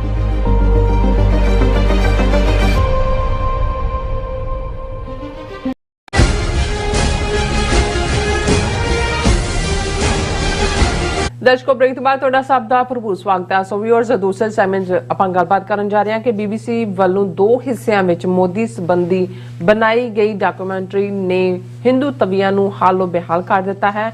ਇਸ ਡਾਕੂਮੈਂਟਰੀ ਤੇ ਸਾਰੇ ਪਾਸੇ ਪਾਬੰਦੀ ਲਾਉਣ ਦੇ ਬਾਵਜੂਦ ਮੋਦੀ ਦਾ ਗੁੱਸਾ ਠੰਡਾ ਨਹੀਂ ਹੋਇਆ। ਸੋ ਅੱਜ ਇਨਕਮ ਟੈਕਸ ਅਧਿਕਾਰੀਆਂ ਨੇ BBC ਦੇ ਦਿੱਲੀ ਅਤੇ ਬੰਬਈ ਦਫ਼ਤਰਾਂ ਤੇ ਰੇਡ ਕੀਤੇ ਹਨ। ਸੋ ਇਸ ਬਾਰੇ ਆਪਾਂ ਗੱਲਬਾਤ ਕਰਨ ਜਾ ਰਹੇ ਹਾਂ। ਸੋ ਅਸੀਂ ਚਾਹਾਂਗੇ ਕਿ ਤੁਸੀਂ ਨਾਲ ਇਸੇ ਤਰ੍ਹਾਂ ਜੁੜੇ ਰਹਿਣਾ। ਦੇਖਣ, ਸੁਣਨ, ਲਿਖਣ ਲਈ ਤੁਹਾਡਾ ਸਭ ਦਾ ਬਹੁਤ ਬਹੁਤ ਸ਼ੁਕਰੀਆ ਜੀ। ਡਾਕਟਰ ਸਾਹਿਬ ਕੀ ਕਹਿਣਾ ਚਾਹੋਗੇ? ਦੇਖੋ, ਬਹੁਤ ਵਾਰ ਇਹ ਕਹਾਣੀਆਂ ਅੱਡ-ਅੱਡ ਮੌਕਿਆਂ ਤੇ ਸੁਣਦੇ ਰਹੇ ਕਿ ਕਿਵੇਂ ਜਿਹੜੇ ਆਪਣੇ ਆਪ ਨੂੰ ਬਹੁਤ ਪਾਵਰਫੁਲ, ਬਹੁਤ ਤਾਕਤਵਰ ਸਾਬਤ ਕਰਨ ਦੇ ਲਈ ਐਕਸਟਰਾ ਮਾਈਲਸ ਜਾਂਦੇ ਨੇ।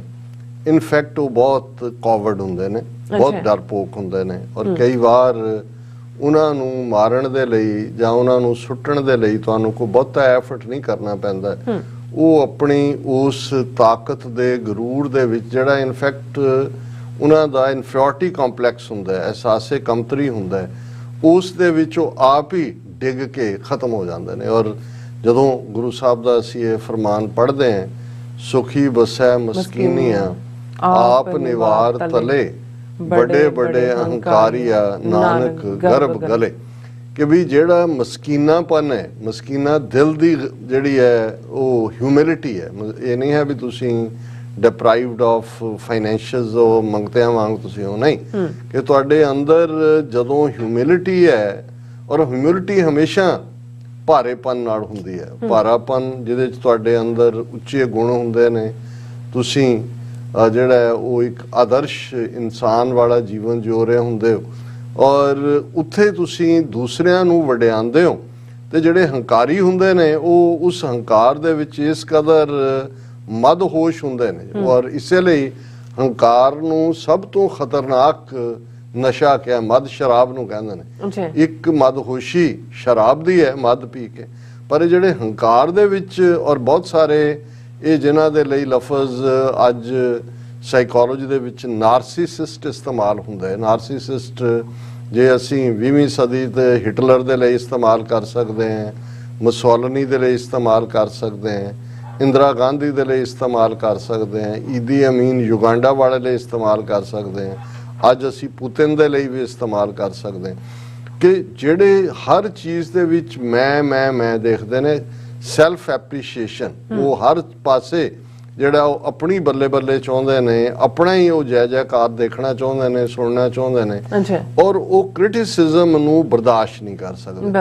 ਔਰ ਜਦੋਂ ਜਿਹਨਾਂ ਨਾਰਸਿਸਟ ਦੀ ਮੈਂ ਗੱਲ ਕੀਤੀ ਉਹਨਾਂ ਚੋਂ ਬਹੁਤੇ ਤਾਂ ਬੀਤੇ ਦੇ ਨੇ। ਇੱਕ ਪੁਤਿਨ ਰੂਸ ਦੇ ਵਿੱਚ ਬੈਠਾ ਤੇ ਇੱਕ ਜਿਹੜਾ ਪੁਤਿਨ ਦਾ ਵੀ ਪਿਓ ਹੈ, ਔਰ ਪੁਤਿਨ ਤਾਂ ਰਸ਼ੀਆ ਦੀ ਇੱਕ ਆਪਣੀ ਗਲੋਰੀਅਸ ਹਿਸਟਰੀ ਵੀ ਹੈ, ਉਹਨਾਂ ਨੂੰ ਆਪਣੀ ਫੌਜ ਦਾ ਮਾਣ ਹੈ, ਉਹਨਾਂ ਨੇ ਨੈਪੋਲੀਅਨ ਨੂੰ ਹਰਾਇਆ, ਉਹਨਾਂ ਨੇ ਹਿਟਲਰ ਨੂੰ ਹਰਾਇਆ।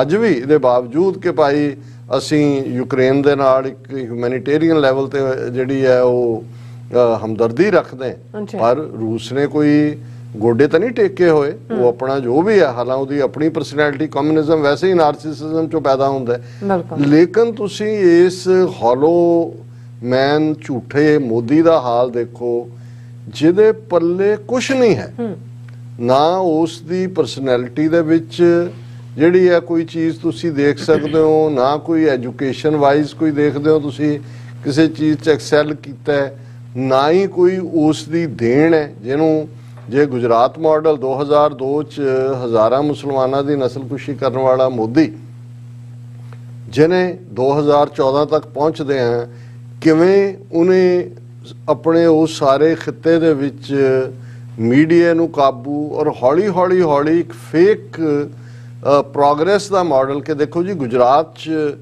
ਕਿੰਨੀ ਪ੍ਰੋਗਰੈਸ ਹੋਈ। ਔਰ ਸ਼ਾਇਦ ਬਹੁਤਿਆਂ ਨੂੰ ਪਹਿਲਾਂ ਵੀ ਬਿਰਤਾਂਤ ਦੀ ਗੱਲ ਕਰਕੇ ਹਟੇ ਹਾਂ, ਬਹੁਤਿਆਂ ਨੂੰ ਪਤਾ ਵੀ ਨਹੀਂ ਲੱਗਾ ਕਿ ਕਦੋਂ ਗੁਜਰਾਤ ਮਾਡਲ ਲਫ਼ਜ਼ ਪਰੋਸ ਦਿੱਤਾ ਗਿਆ। ਸਾਰੇ ਪ੍ਰੋਪੇਗੈਂਡੇ ਪ੍ਰਚਾਰ 'ਚ ਬਾਕੀ ਸੂਬਿਆਂ 'ਚ ਵੀ ਜੀ ਗੁਜਰਾਤ ਮਾਡਲ 'ਚ ਇਹ ਹੋਇਆ। ਔਰ ਜਿਨ੍ਹਾਂ ਨੇ ਕੋਈ ਸੱਚ ਤੱਕ ਪਹੁੰਚ ਕੇ ਤਹਿ ਤੱਕ ਜਾ ਕੇ ਕੋਸ਼ਿਸ਼ ਵੀ ਕੀਤੀ ਦੱਸਣ ਦੀ ਕਿ ਭਾਈ ਇਹ ਜਿਹੜਾ ਤੁਸੀਂ ਸੋ ਕਾਲਡ ਗੁਜਰਾਤ ਮਾਡਲ ਕਹਿ ਰਹੇ ਹੋ ਕੁਛ ਨਹੀਂ ਹੈ, ਫੇਕ ਹੈ। ਉੱਥੇ ਜ਼ਿਆਦਾ ਟਰਾਈਬਲਸ ਨੇ ਸੁਸਾਈਡ ਕੀਤਾ ਹੈ, ਕਿਸਾਨ ਜ਼ਿਆਦਾ ਜਿਹੜੇ ਨੇ ਉਹ ਆਤਮਘਾਤ ਉਹਨਾਂ ਦੇ ਹੋਏ ਹੈ, ਉੱਥੇ ਅਨਇੰਪਲੋਇਮੈਂਟ ਬਹੁਤ ਜ਼ਿਆਦਾ ਹੈ। ਜਿਹੜੀ ਦੂਸਰਾ ਗਣਾਇਆ ਜਾ ਰਿਹਾ ਕੁਛ ਨਹੀਂ ਹੈ, ਸਿਰਫ ਇੱਕ ਫੇਕ ਮਾਡਲ ਦੇ ਥੱਲੇ ਲੇਕਿਨ ਉਹ ਵਿਕਿਆ ਔਰ ਉਹ 2014 ਤੱਕ ਪਹੁੰਚਦੇ ਆ ਜਿਹੜਾ ਉਹ ਦਿੱਲੀ ਦੇ ਤਖਤ ਦੇ ਉੱਤੇ ਜਾ ਕੇ ਬੈਠਾ। ਫਿਰ ਇਹਨਾਂ ਜੇ ਤੁਸੀਂ 2014 ਤੋਂ 2023 ਹੈ, ਆਲਮੋਸਟ 9 ਸਾਲ ਦਾ ਪੀਰੀਅਡ ਅਸੀਂ ਦੇਖ ਰਹੇ ਹਾਂ। ਤੁਸੀਂ ਦੇਖੋ ਕਿਵੇਂ ਫੇਕ ਨੈਰੇਟਿਵ ਵੇਚੇ, ਕਿਵੇਂ ਭਾਰਤ ਵਿਸ਼ਵ ਗੁਰੂ ਔਰ ਫਲਾਣਾ ਇਸ ਸਾਰੇ। ਔਰ ਕੋਵਿਡ ਦੇ ਹਵਾਲੇ ਨਾਲ ਮੈਂ ਕਦੇ ਗੱਲ ਕਰਨੋਂ ਨਹੀਂ ਹਟਦਾ ਕਿ ਵੀ ਦੁਨੀਆ ਦੇ 1.5 ਕਰੋੜ ਮਰੇ ਲੋਕਾਂ ਚੋਂ ਹਰ ਤੀਸਰਾ ਬੰਦਾ ਅਪਰੋਕਸੀਮੇਟ 43 ਲੱਖ ਲਾਸ਼ਾਂ ਉੱਥੋਂ ਉੱਠੀਆਂ ਹੋਣ। ਕਿਸੇ ਸੁਸਾਇਟੀ 'ਚ ਇਨਟੋਲਰੇਬਲ ਘਟਨਾ ਹੁੰਦੀ, ਕਈ ਹੈਡ ਰੋਲ ਹੁੰਦੇ, ਇਹਨਾਂ ਨੂੰ ਸਭ ਨੂੰ ਛੱਡ ਕੇ ਦੌੜਨਾ ਪੈਂਦਾ। ਲੇਕਿਨ ਉਹਨੂੰ ਅੱਜ ਵੀ ਤੁਸੀਂ ਉੱਥੋਂ ਵਾਲਿਆਂ ਦੇ ਉਹਨੂੰ ਐਜ਼ ਏ ਸਕਸੈਸ ਕਿ ਜੀ ਮੋਦੀ ਜੀ ਨੇ ਤਾਂ ਦੁਨੀਆ ਨੂੰ ਵੈਕਸੀਨੇਸ਼ਨ ਦੇ ਦਿੱਤੀ, ਉਹਨੇ ਤਾਂ ਦੁਨੀਆ ਨੂੰ ਬਚਾ ਦਿੱਤਾ। ਉਹਨੇ ਦੇਖੋ ਜੀ ਕਿੰਨਾ ਜਿਹੜਾ ਉਹ ਕੀਤਾ। ਔਰ ਉਹ ਯੋਗੀ ਜਿਹਨੂੰ ਦੁਬਾਰਾ ਬਣਿਆ ਉਹ ਜਾ ਕੇ ਥਾਪੀ ਦੇ ਕੇ ਯੋਗੀ ਜੀ ਨੇ ਬਹੁਤ ਅੱਛਾ ਕੰਮ ਕੀਤਾ। ਹੁਣ ਇਸ ਲੈਵਲ ਦੇ ਲੋਕ ਜਿਨ੍ਹਾਂ ਦੇ ਅੰਦਰ ਉਸ ਕਿਸਮ ਦੀ ਬਿਰਤੀ ਹੁੰਦੀ ਹੈ। ਔਰ ਜਦੋਂ ਮੈਂ ਨਾਰਸਿਸਿਸਟ ਦਾ ਜ਼ਿਕਰ ਕੀਤਾ ਇੰਦਰਾ ਗਾਂਧੀ, ਹੁਣ ਔਰ ਇਹ ਜਿਹੜੇ ਨਾਰਸਿਸਿਸਟ ਹੁੰਦੇ ਨੇ ਉਹਨਾਂ ਨੂੰ ਕਈ ਵਾਰ ਇੱਕੋ ਨਿੱਕੀ ਜਿਹੀ ਚੀਜ਼, ਔਰ ਇਹ ਘਟਨਾ ਜਦੋਂ ਇੰਦਰਾ ਗਾਂਧੀ ਨੇ ਆਪਣੀ ਨੂੰਹ ਜਿਹੜੀ ਹੈ ਉਸ ਨੂੰ ਮੇਨਕਾ ਗਾਂਧੀ ਉਹਨੂੰ ਘਰੋਂ ਕੱਢਿਆ, ਉਹਦੇ ਪੁੱਤਰ ਦੀ ਤਾਂ ਸੰਜੇ ਗਾਂਧੀ ਦੀ ਮੌਤ ਹੋ ਗਈ, ਜਹਾਜ਼ ਦੇ ਉਹ ਐਕਸੀਡੈਂਟ ਸੀ ਜਾਂ ਕੀਤਾ ਸੀ ਜਾਂ ਕਰਵਾਇਆ, ਉਹ ਤਾਂ ਸਾਰੀਆਂ ਕੰਸਪੀਰੇਸੀਜ਼ ਨਾਲ ਜੁੜਦੀਆਂ ਨੇ। ਔਰ ਉਹ ਆਪਣੀ ਕਿਸਮ ਦੀ ਜਿਹੜੀ ਹੈ ਉਹ ਸੀ ਮੇਨਕਾ। ਔਰ ਉਹਨੇ ਇੰਦਰਾ ਗਾਂਧੀ ਨੇ ਜਦੋਂ ਫਾਈਨਲੀ ਜਿਸ ਰਾਤ ਉਹਨੂੰ ਘਰੋਂ ਕੱਢਣਾ ਸੀ, ਉਹਨੇ ਜਿਹੜਾ ਹੈ ਉਹਦੇ ਨਾਲ ਆਰਗੂਮੈਂਟ ਹੋਇਆ ਮੇਨਕਾ ਦੇ ਨਾਲ। ਔਰ ਉਹ ਜਦੋਂ ਬਾਹਰ ਨਿਕਲ ਕੇ ਉਹਦੇ ਨਾਲ ਗਰਮਾ ਗਰਮੀ ਹੋ ਰਹੀ ਸੀ ਤਾਂ ਉਹਨੂੰ ਮੇਨਕਾ ਨੇ ਅੱਗੋਂ ਕਿਹਾ ਕਿ ਯੂ ਬਿਚ ਇੰਦਰਾ ਗਾਂਧੀ। ਔਰ ਜਿਹੜਾ ਉਸ ਦੀ ਦਾ ਨੈਰੇਟਿਵ ਪਹਿਲਾਂ ਖੁਸ਼ਵੰਤ ਸਿੰਘ ਨੇ ਵੀ ਲਿਖਿਆ, ਫਿਰ ਹੋਰ ਵੀ ਬਹੁਤ ਸਾਰਿਆਂ ਨੂੰ, ਮੀਡੀਆ ਵੀ ਉੱਥੇ ਪਹੁੰਚ ਗਿਆ ਸੀ। ਉਹ ਉੱਥੇ ਹੀ ਬੈਠ ਗਈ ਸੋਫੇ ਤੇ ਇੰਦਰਾ ਗਾਂਧੀ, ਤਾਂ ਉੱਚੀ ਉੱਚੀ ਰੋਣ ਲੱਗ ਗਈ ਕਿ ਨੋਬਡੀ ਹੈਜ਼ ਹਰਡ ਹਰ ਕਰਾਈ ਲਾਈਕ ਦੈਟ। ਹੁਣ ਇਹ ਕਿ ਵੀ ਜ਼ਮਾਨਾ ਤਾਂ ਉਹ ਸੀ ਕਿ ਜਦੋਂ ਐਮਰਜੈਂਸੀ ਤੋਂ ਬਾਅਦ ਇੱਕ ਕਮਿਸ਼ਨ ਬਣਿਆ ਜਿਹਨੇ ਐਮਰਜੈਂਸੀ ਜਦੋਂ ਹਕੂਮਤ ਮੁਰਾਰਜੀ ਦੇਸਾਈ ਦੀ ਬਣੀ ਕਿ ਵੀ ਇੰਦਰਾ ਗਾਂਧੀ ਦੇ ਪੀਰੀਅਡ 'ਚ ਕੀ ਚੱਲ ਰਿਹਾ ਸੀ ਤੇ ਉਹਨੇ ਇੱਕ ਨੇ ਕਿਹਾ ਕਿ ਜੀ ਮੰਤਰੀ ਤਾਂ ਇੱਕੋ ਹੀ ਸੀ ਇੰਦਰਾ ਗਾਂਧੀ, ਬਾਕੀ ਸਭ ਸੰਤਰੀ ਸੀ। ਹੁਣ ਜਿਹੜੇ ਦੂਸਰੇ ਨੇ ਮੈਡਮ ਤੋਂ ਬਿਨਾਂ ਜਿਨ੍ਹਾਂ ਦੇ ਜਿਹੜੇ ਹਲਕ ਦੇ ਵਿੱਚ ਆਵਾਜ਼ ਰੁਕ ਜਾਂਦੀ ਸੀ, ਮੂੰਹ ਦਾ ਸਲਾਈਵਾ ਸੁੱਕ ਜਾਂਦਾ ਸੀ, ਉਹਦੇ ਸਾਹਮਣੇ ਬੈਠੇ ਤੇ ਹੁਣ ਉਹਦੀ ਨੂੰ ਜਦੋਂ ਕਿ ਬਾਕੀ ਵੀ ਭੀੜ ਇਕੱਠੀ ਹੋ ਰਹੀ ਹੈ ਤਾਂ ਉਹ ਵਿੱਚ ਕਹਿ ਉਹ ਸਾਰੀ ਨਹੀਂ। ਇਹ ਨਾਰਸਿਸਿਸਟ ਹੁੰਦੇ ਨੇ ਕਿ ਵੀ ਜਿਹੜੇ ਉਹਨਾਂ ਦੀ ਕਿਉਂਕਿ ਵਨ ਸਾਈਡਡ ਪਰਸਨੈਲਿਟੀ ਇਵੇਂ ਤਿਆਰ ਹੋਈ ਹੁੰਦੀ ਹੈ, ਕ੍ਰਿਟਿਸਿਜ਼ਮ ਤਾਂ ਦੂਰ ਦੀ ਗੱਲ, ਉਹਨਾਂ ਵੱਲ ਜੇ ਘੁੰਗਲ ਵੀ ਕਰੇ ਤਾਂ ਉਹਨਾਂ ਨੂੰ ਲੱਗਦਾ ਹੈ ਕਿ ਵੀ ਇਹ ਹੁਣ ਜੇ ਮੋਦੀ ਕਿਵੇਂ ਪੱਕਾ ਨਾਰਸਿਸਿਸਟ ਹੈ ਉਹ ਦੇਖਣਾ ਹੋਏ ਤਾਂ ਫਿਰ ਤੁਸੀਂ ਇਹ ਦੇਖੋ ਕਿ ਵੀ BBC ਦੀ 2 ਪਾਰਟ ਡਾਕੂਮੈਂਟਰੀ ਜਿਹਦੇ 'ਚ ਕੁਝ ਵੀ ਐਸਾ ਨਹੀਂ ਹੈ ਜਿਹੜਾ ਪਤਾ ਨਾ ਹੋਏ ਕਿਸੇ ਨੂੰ। ਇਹ ਵੱਖਰੀ ਕਹਾਣੀ ਹੈ ਕਿ ਵੀ ਉਸ ਪਤਾ ਹੋਣ ਦੇ ਬਾਵਜੂਦ ਦੁਨੀਆ ਨੇ 2014 'ਚ ਜਦੋਂ ਪ੍ਰਾਈਮ ਮਿਨਿਸਟਰ ਬਣ ਜਾਂਦਾ ਹੈ ਤੇ ਉਹ ਅਮਰੀਕਾ ਜਿਹਨੇ 12 ਸਾਲ ਉਹਦਾ ਵੀਜ਼ਾ ਰੋਕਿਆ ਹੋਇਆ ਸੀ ਕਿ ਭਾਈ ਇਹ ਜਿਹੜਾ ਇਹਨੂੰ ਪਰਸੋਨਾ ਨਾਨ ਗ੍ਰੇਟਾ ਐਲਾਨਿਆ ਹੋਇਆ ਸੀ ਕਿਉਂਕਿ ਅਮਰੀਕਾ ਦੇ ਆਪਣੇ US commission on international religious freedom ਨੇ ਇਸ ਨੂੰ ਉਸ ਕੈਟਾਗਰੀ 'ਚ ਰੱਖਿਆ ਹੋਇਆ ਸੀ। ਉਹਨਾਂ ਨੇ ਉਹਨੂੰ ਅਲਾਉ ਕੀਤਾ। ਉਹਦੇ ਤੇ ਜਿਹੜਾ ਖੂਨ ਜਿਹੜਾ ਉਹਦੇ ਹੱਥਾਂ 'ਚੋਂ ਅੱਜ ਵੀ ਡਿਪ ਕਰਦਾ ਉਸ ਨੂੰ ਜਿਹੜਾ ਰੈਕਗਨੀਸ਼ਨ ਦਿੱਤੀ। ਫਿਰ ਤਾਂ ਦੁਨੀਆ 'ਚ ਮੋਦੀ ਵਰਲਡ ਲੀਡਰ ਬਣਾਉਣ ਤੱਕ, ਔਰ ਹੁਣ ਤਾਂ ਉਹ ਸੌਦਾ ਤਾਂ ਇਹੀ ਵੇਚ ਰਿਹਾ ਕਿ ਜੀ ਦੇਖੋ, ਔਰ ਉਹਨੂੰ ਜਿਹੜਾ ਹੈ ਕਿ ਵੀ ਜੀ ਮੈਂ ਤਾਂ G20 ਦੇ ਥੱਲੇ ਤੁਸੀਂ ਇਸ ਵੇਲੇ ਦੇਖੋਗੇ ਕਿ ਹਾਲਾਂ G20 ਹੈ ਕਿ G16 ਹੈ ਕਿ ਦੁਨੀਆ ਭਰ ਦੇ ਮੁਲਕਾਂ ਦੇ ਵਿੱਚ ਰੋਟੇਸ਼ਨ ਵਾਈਜ਼ ਕਾਨਫਰੰਸਿਸ ਹੁੰਦੀਆਂ ਨੇ, ਸਮਿਟਸ ਹੁੰਦੀਆਂ, ਬਿਲਡਿੰਗਾਂ ਅੰਗਰੇਜ਼ਾਂ ਦੀਆਂ ਬਣਾਈਆਂ ਹੋਈਆਂ ਹੈਗੀਆਂ, ਉਹਨਾਂ 'ਚ ਜਾ ਕੇ ਬੈਠ ਜਾਂਦੇ ਨੇ। ਕਾਮਨਵੈਲਥ ਦੀਆਂ ਖੇਡਾਂ ਹੋ ਗਈਆਂ, ਓਲੰਪਿਕ ਵੀ ਹੋ ਸਕਦੇ। ਵਾਟ ਏ ਬਿਗ ਡੀਲ। ਐਡਾ ਕੀ ਹੈ ਜਿਹੜਾ ਉੱਥੇ ਨਿੱਕੇ ਨਿੱਕੇ ਮੁਲਕ ਜਿਹੜੇ ਨੇ ਉਹ ਉਸ ਦੇ ਲਈ ਕਿਸ ਲੈਵਲ ਤੱਕ ਉਹਨਾਂ ਦੀ ਰੈਕਗਨੀਸ਼ਨ ਹੈ। ਲੇਕਿਨ ਜਿਸ ਮੁਲਕ ਦੇ ਵਿੱਚ ਗੋਆ ਤੇ ਜਿਹੜਾ ਗਊ ਮੂਤਰ ਹੈ ਉਹਨਾਂ ਨੂੰ ਵੇਚਿਆ ਜਾ ਰਿਹਾ ਹੋਏ ਤੇ ਲੋਕ ਜਿਹੜੇ ਨੇ ਉਹਨੂੰ ਬੜੀ ਖੁਸ਼ੀ ਦੇ ਨਾਲ, ਔਰ ਇਹ ਤਾਂ ਚਲੋ ਬਚਾਅ ਹੋ ਗਿਆ, ਨਹੀਂ ਤਾਂ ਵੈਲੈਂਟਾਈਨ ਡੇ ਕਾਹਦਾ ਕਾਊ ਹੱਗ ਡੇ ਇਹਨਾਂ ਨੇ ਬਣਾ ਦਿੱਤਾ ਸੀ ਵੀ ਕਾਊ ਨੇ ਹੱਗਣਾ ਤੇ ਇਹਨਾਂ ਨੇ ਉਹਨੂੰ ਜੱਫੀ ਪਾਣੀ ਹੈ ਕਿ ਵੀ ਗਾਂ ਖੁਸ਼ ਹੋ ਗਈ ਔਰ ਉਹਦੀ ਕਬਜ਼ ਟੁੱਟ ਗਈ ਹੈ ਇਸ ਖੁਸ਼ੀ ਦੇ ਵਿੱਚ। ਹੁਣ ਇਸ ਮੁਲਕ ਦੇ ਵਿੱਚ ਇਹ ਜਦੋਂ ਕਿ ਉਹ G20 ਦਾ ਸੌਦਾ ਵੇਚ ਰਿਹਾ ਨੇ, ਜਿਹੜੀ ਟਾਈਮਿੰਗ BBC ਡਾਕੂਮੈਂਟਰੀ ਦੀ, ਉਹਨਾਂ ਨੂੰ ਲੱਗਾ ਕਿ ਸਾਡੇ ਮੋਦੀ ਜੀ ਜਿਹੜੇ ਹੁਣ ਹੁੰਦਾ ਜਿਹੜੇ ਝੂਠ ਬੋਲਣ ਵਾਲੇ ਹੁੰਦੇ ਨੇ, ਜੇ ਤੁਸੀਂ ਸਾਈਕੋਲੋਜੀ ਦੇ ਨਾਲ ਥੋੜੀ ਬਹੁਤ ਦਿਲਚਸਪੀ ਰੱਖੋ ਤੇ ਉਹਨੂੰ ਖੁਦ ਵੀ ਕੋਈ ਉਹ ਨਹੀਂ ਹੈ ਵੀ ਜ਼ਰੂਰੀ ਕੋਰਸ ਕਰਨੇ ਹੁੰਦੇ ਨੇ ਤੇ ਕਿ ਬਹੁਤ ਵਾਰ ਜਿਹੜਾ ਝੂਠ ਬੋਲਣਾ ਹੁੰਦਾ ਹੈ, ਝੂਠ ਦਾ ਆਰਟ ਹੈ, ਪਰੋਸਿਆ ਜਾਂਦਾ ਹੈ। ਤੁਸੀਂ ਕਿਵੇਂ ਡਿਸੀਟਫੁਲ, ਜਿਹਨੂੰ ਇੱਕ ਕੌਨ ਮੈਨ ਨੂੰ ਕੌਨ ਆਰਟਿਸਟ ਵੀ ਕਹਿੰਦੇ, ਕਿਉਂਕਿ ਆਰਟਿਸਟਰੀ ਹੁੰਦੀ ਹੈ ਵੀ ਤੁਸੀਂ ਕਿਵੇਂ ਕਿਸੇ ਨੂੰ ਕੌਨ ਕੀਤਾ। ਪਰ ਉਹਦਾ ਇੱਕ ਫਲਿਪ ਸਾਈਡ ਇਹ ਹੁੰਦੀ ਹੈ ਵੀ ਜਿਹੜਾ ਜਿੰਨਾ ਝੂਠ ਬੋਲ ਰਿਹਾ ਹੁੰਦਾ ਹੈ, ਔਰ ਕਿਉਂਕਿ ਲੋਕੀ ਉਹਦੇ 'ਚ ਫਸ ਰਹੇ ਹੁੰਦੇ ਨੇ, ਫਸਦੇ ਚਲੇ ਜਾ ਰਹੇ ਹੁੰਦੇ ਨੇ, ਇੱਕ ਵਕਤ ਐਸਾ ਆਉਂਦਾ ਹੈ ਕਿ ਉਸ ਝੂਠ ਤੇ ਉਹ ਖੁਦ ਵੀ ਯਕੀਨ ਕਰਨ ਲੱਗ ਜਾਂਦਾ। ਉਹਨੂੰ ਲੱਗਦਾ ਹੈ ਵੀ ਵਾਕਿਆ ਹੀ ਐਸਾ, ਜਿਵੇਂ ਫੇਕ ਕਿਸਮ ਦੇ ਜਿਹੜੇ ਬਾਬੇ ਜਾਂ ਹੋਲੀ ਮੈਨ ਜਾਂ ਦੂਜੇ ਤੀਜੇ ਹੁੰਦੇ ਨੇ, ਉਹਨਾਂ ਦੇ ਚੇਲੇ ਚਾਂਟੜੇ, ਉਹਨਾਂ ਨੂੰ ਫਿਰ ਉਹਨਾਂ ਨੂੰ ਇੱਕ ਸਟੇਜ ਤੇ ਆਪ ਹੀ ਲੱਗਣ ਲੱਗ ਜਾਂਦਾ ਵੀ ਵਾਕਿਆ ਹੀ ਸਾਡੇ ਹੱਥ 'ਚ ਵੀ ਕਰਾਮਾਤ ਹੈ, ਸਾਡੀ ਜ਼ਬਾਨ 'ਚ ਵੀ ਕਰਾਮਾਤ ਹੈ। ਔਰ ਇਹ ਉਹ ਮੌਕਾ ਹੁੰਦਾ ਜਿਹਦੇ 'ਚ ਕਿ ਫਿਰ ਇਸ ਕਿਸਮ ਦੇ ਜਿਹੜੇ ਕੌਣ ਆਰਟਿਸਟ ਨੇ ਉਹਨਾਂ ਦਾ ਥੱਲਾ ਲੱਗਣਾ ਸ਼ੁਰੂ ਹੁੰਦਾ। ਸੋ ਮੋਦੀ ਨੇ ਜਿਹਨੇ ਕਿ ਸਮਝਿਆ ਸੀ ਵੀ ਵਾਕਿਆ ਹੀ ਮੈਂ ਭਾਰਤ ਵਿਸ਼ਵ ਗੁਰੂ ਹੈ ਔਰ ਮੈਂ ਵਿਸ਼ਵ ਗੁਰੂ ਦਾ ਅਸਲੀ ਭਗਵਾਨ ਰਾਮ ਹੈ। ਔਰ ਜੇ ਤੁਸੀਂ ਦੇਖੋ ਜਦੋਂ ਇਹਨੇ ਪੁਜਾਰੀਆਂ ਨੇ ਅਯੁੱਧਿਆ ਮੰਦਿਰ ਦਾ ਇਹਦੇ ਤੋਂ ਪਤਾ ਨਹੀਂ ਤੀਜੀ ਵਾਰੀ ਇਹਦੀ ਪੂਜਾ ਕਰਕੇ ਕੀਤਾ ਤੇ ਜਿਵੇਂ ਧੋਤੀ ਬੰਨ ਕੇ ਦੂਜਾ ਤੀਜਾ ਬੈਠਾ, ਜਿਵੇਂ ਉਹ ਸਾਰੀਆਂ ਰਸਮਾਂ ਕਰ ਰਿਹਾ, ਉਹ ਇਵੇਂ ਹੀ ਲੱਗ ਰਿਹਾ ਵੀ ਭਗਵਾਨ ਰਾਮ ਉਤਰ ਕੇ ਥੱਲੇ ਆਇਆ। ਉਹਨੂੰ ਉਹ ਆਪਣੇ ਆਪ ਨੂੰ ਕਹਿੰਦਾ ਹੋਣਾ, ਤੇਲੀਆਂ ਦੇ ਮੁੰਡੇ ਤੂੰ ਨਾ ਕਦੇ ਚਾਹ ਵੇਚੀ, ਨਾ ਕਦੇ ਦੂਜਾ ਝੂਠਾ ਬੰਦਾ, ਤੂੰ ਕਾਤਲ, ਨਾ ਤੂੰ ਕਿਸੇ ਸਕੂਲੇ ਕਾਲਜ ਗਿਆ, ਸਭ ਤੂੰ ਝੂਠੀਆਂ ਜਿਹੜੀਆਂ ਕਰੀ ਜਾਣਾ। ਫਿਰ ਕਹਿੰਦਾ ਨਹੀਂ ਨਹੀਂ ਮੈਂ ਤਾਂ ਭਗਵਾਨ ਰਾਮ ਹੂੰ, ਦੇਖੋ ਸਭੇ ਮੁਝ ਪੇ ਪੁष्प वृक्षा कर रहे हैं, फूल बरसा रहे हैं। ਹੁਣ ਉਹਦਾ ਹਾਲ ਇਹ ਹੈ ਕਿਉਂਕਿ ਅਦਰਵਾਈਜ਼ ਕੋਈ ਵੀ BBC ਹੋਏ ਜਾਂ ਕੋਈ ਹੋਰ ਅਦਾਰਾ ਹੋਏ, ਕਿਸੇ ਲੈਵਲ ਦੀ ਵੀ ਕੋਈ ਫਿਲਮ ਜਾਂ ਕੀ ਮੈਟਰ ਕਰਦੀ ਹੈ। 3600 ਜਿੱਥੇ ਸੁਪਰੀਮ ਕੋਰਟ ਤੱਕ ਝੂਠ ਬੋਲ ਕੇ ਉਹ ਨਿਕਲ ਗਿਆ, ਉਹ ਏਡਾ, ਪਰ ਉਹ ਨਾਰਸਿਸਿਸਟ ਕਰੈਕਟਰ ਨੇ। ਔਰ ਨਤੀਜਾ ਇਕੱਲਾ ਇਹੀ ਨਹੀਂ ਵੀ ਉਹਨੇ ਉੱਤੇ ਪਾਬੰਦੀ ਲਾਈ, YouTube ਬਾਕੀ ਪਲੇਟਫਾਰਮਸ ਤੋਂ ਹਟਵਾਇਆ।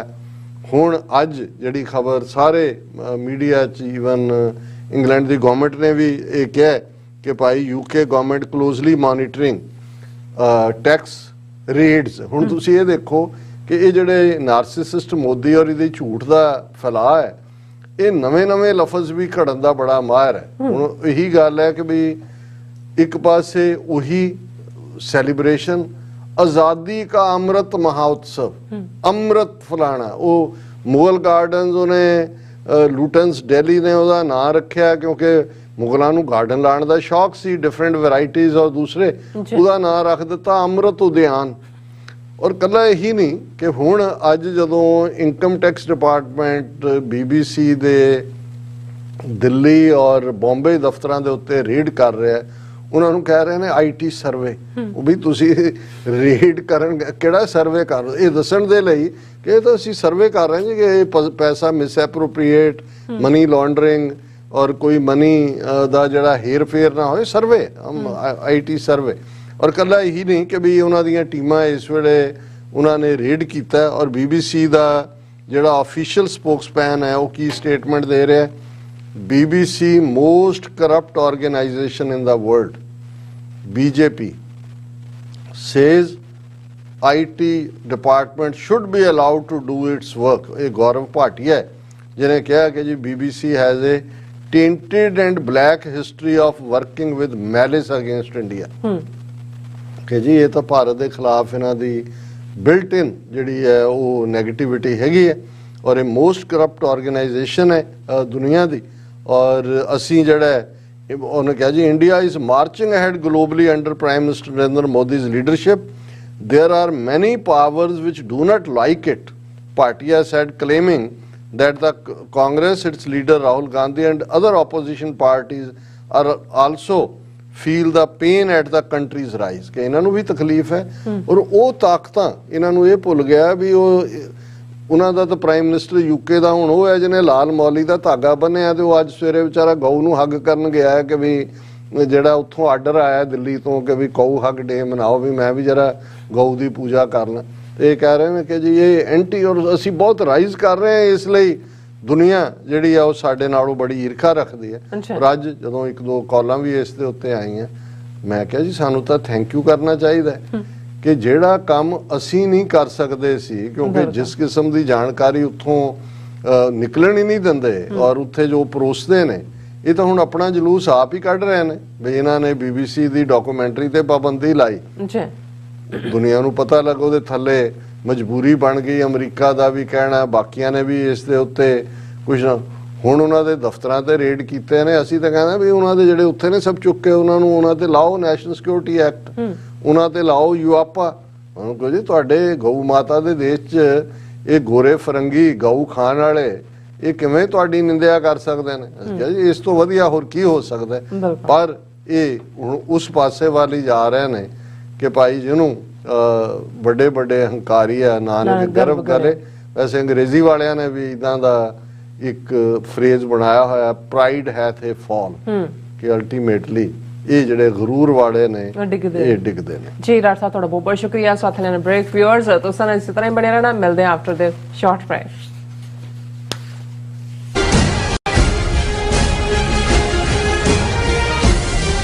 ਕੌਮੀ ਯੋਧੇ ਦੀਪ ਸਿੱਧੂ ਦੀ ਸਾਲਾਨਾ ਬਰਸੀ ਅਤੇ ਸਮੂਹ ਸ਼ਹੀਦਾਂ ਦੀ ਯਾਦ ਵਿੱਚ ਗੁਰਦੁਆਰਾ ਸਾਹਿਬ ਰਿਵਰਸਾਈਡ ਲਾਸ ਐਂਜਲਸ ਕੈਲੀਫੋਰਨੀਆ ਵਿਖੇ 19 ਫਰਵਰੀ 2023 ਦਿਨ ਐਤਵਾਰ ਨੂੰ ਸ਼ਹੀਦੀ ਸਮਾਗਮ ਕਰਵਾਇਆ ਜਾ ਰਿਹਾ ਹੈ। ਖਾਲਿਸਤਾਨ ਅਫੇਅਰ ਸੈਂਟਰ ਦੇ ਸੰਚਾਲਕ ਡਾਕਟਰ ਅਮਰਜੀਤ ਸਿੰਘ ਮੁੱਖ ਬੁਲਾਰੇ ਦੇ ਤੌਰ ਤੇ ਹਾਜ਼ਰੀ ਭਰਨਗੇ।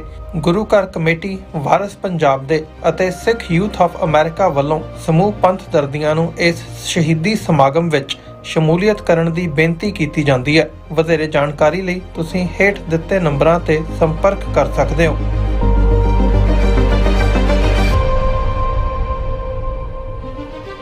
ਕੀ ਤੁਸੀਂ ਆਪਣੇ ਟੈਕਸਸ ਨੂੰ ਲੈ ਕੇ ਚਿੰਤਤ ਹੋ? ਤੁਸੀਂ ਆਪਣੀ ਕਮਾਈ ਲਈ ਮਿਹਨਤ ਕਰਦੇ ਹੋ, ਭਾਵੇਂ ਤੁਸੀਂ ਨੌਕਰੀ ਵਿੱਚ ਹੋਵੋ ਜਾਂ ਆਪਣਾ ਬਿਜ਼ਨਸ ਚਲਾਉਂਦੇ ਹੋ। ਜਦੋਂ ਟੈਕਸ ਭਰਨ ਦਾ ਸਮਾਂ ਆਉਂਦਾ ਤਾਂ ਤੁਹਾਨੂੰ ਇੱਕ ਭਰੋਸੇਯੋਗ ਟੈਕਸ ਅਕਾਊਂਟੈਂਟ ਦੀ ਲੋੜ ਹੈ ਜੋ ਟੈਕਸ ਬੈਲੈਂਸ ਦਾ ਤੁਹਾਡੇ ਪੱਖ ਵਿੱਚ ਜਾਣਾ ਯਕੀਨੀ ਬਣਾਵੇ। ਸਿਆਟਲ ਦੀ ਜਾਣੀ ਪਹਿਚਾਣੀ company Accurate Accountants and Taxes ਤੁਹਾਡੀ ਸੇਵਾ ਵਿੱਚ ਹਾਜ਼ਰ ਹੈ। ਅਸੀਂ ਹਰ ਤਰ੍ਹਾਂ ਦੇ ਟੈਕਸ ਭਰਨ ਵਿੱਚ ਤੁਹਾਡੀ ਮਦਦ ਕਰਾਂਗੇ। ਟੈਕਸ ਸੰਬੰਧੀ ਕਿਸੇ ਵੀ ਤਰ੍ਹਾਂ ਦੇ ਸਵਾਲ ਲਈ ਅੱਜ ਹੀ ਸਾਡੇ ਤੱਕ ਪਹੁੰਚ ਕਰੋ। Accurate Accountants and Texas.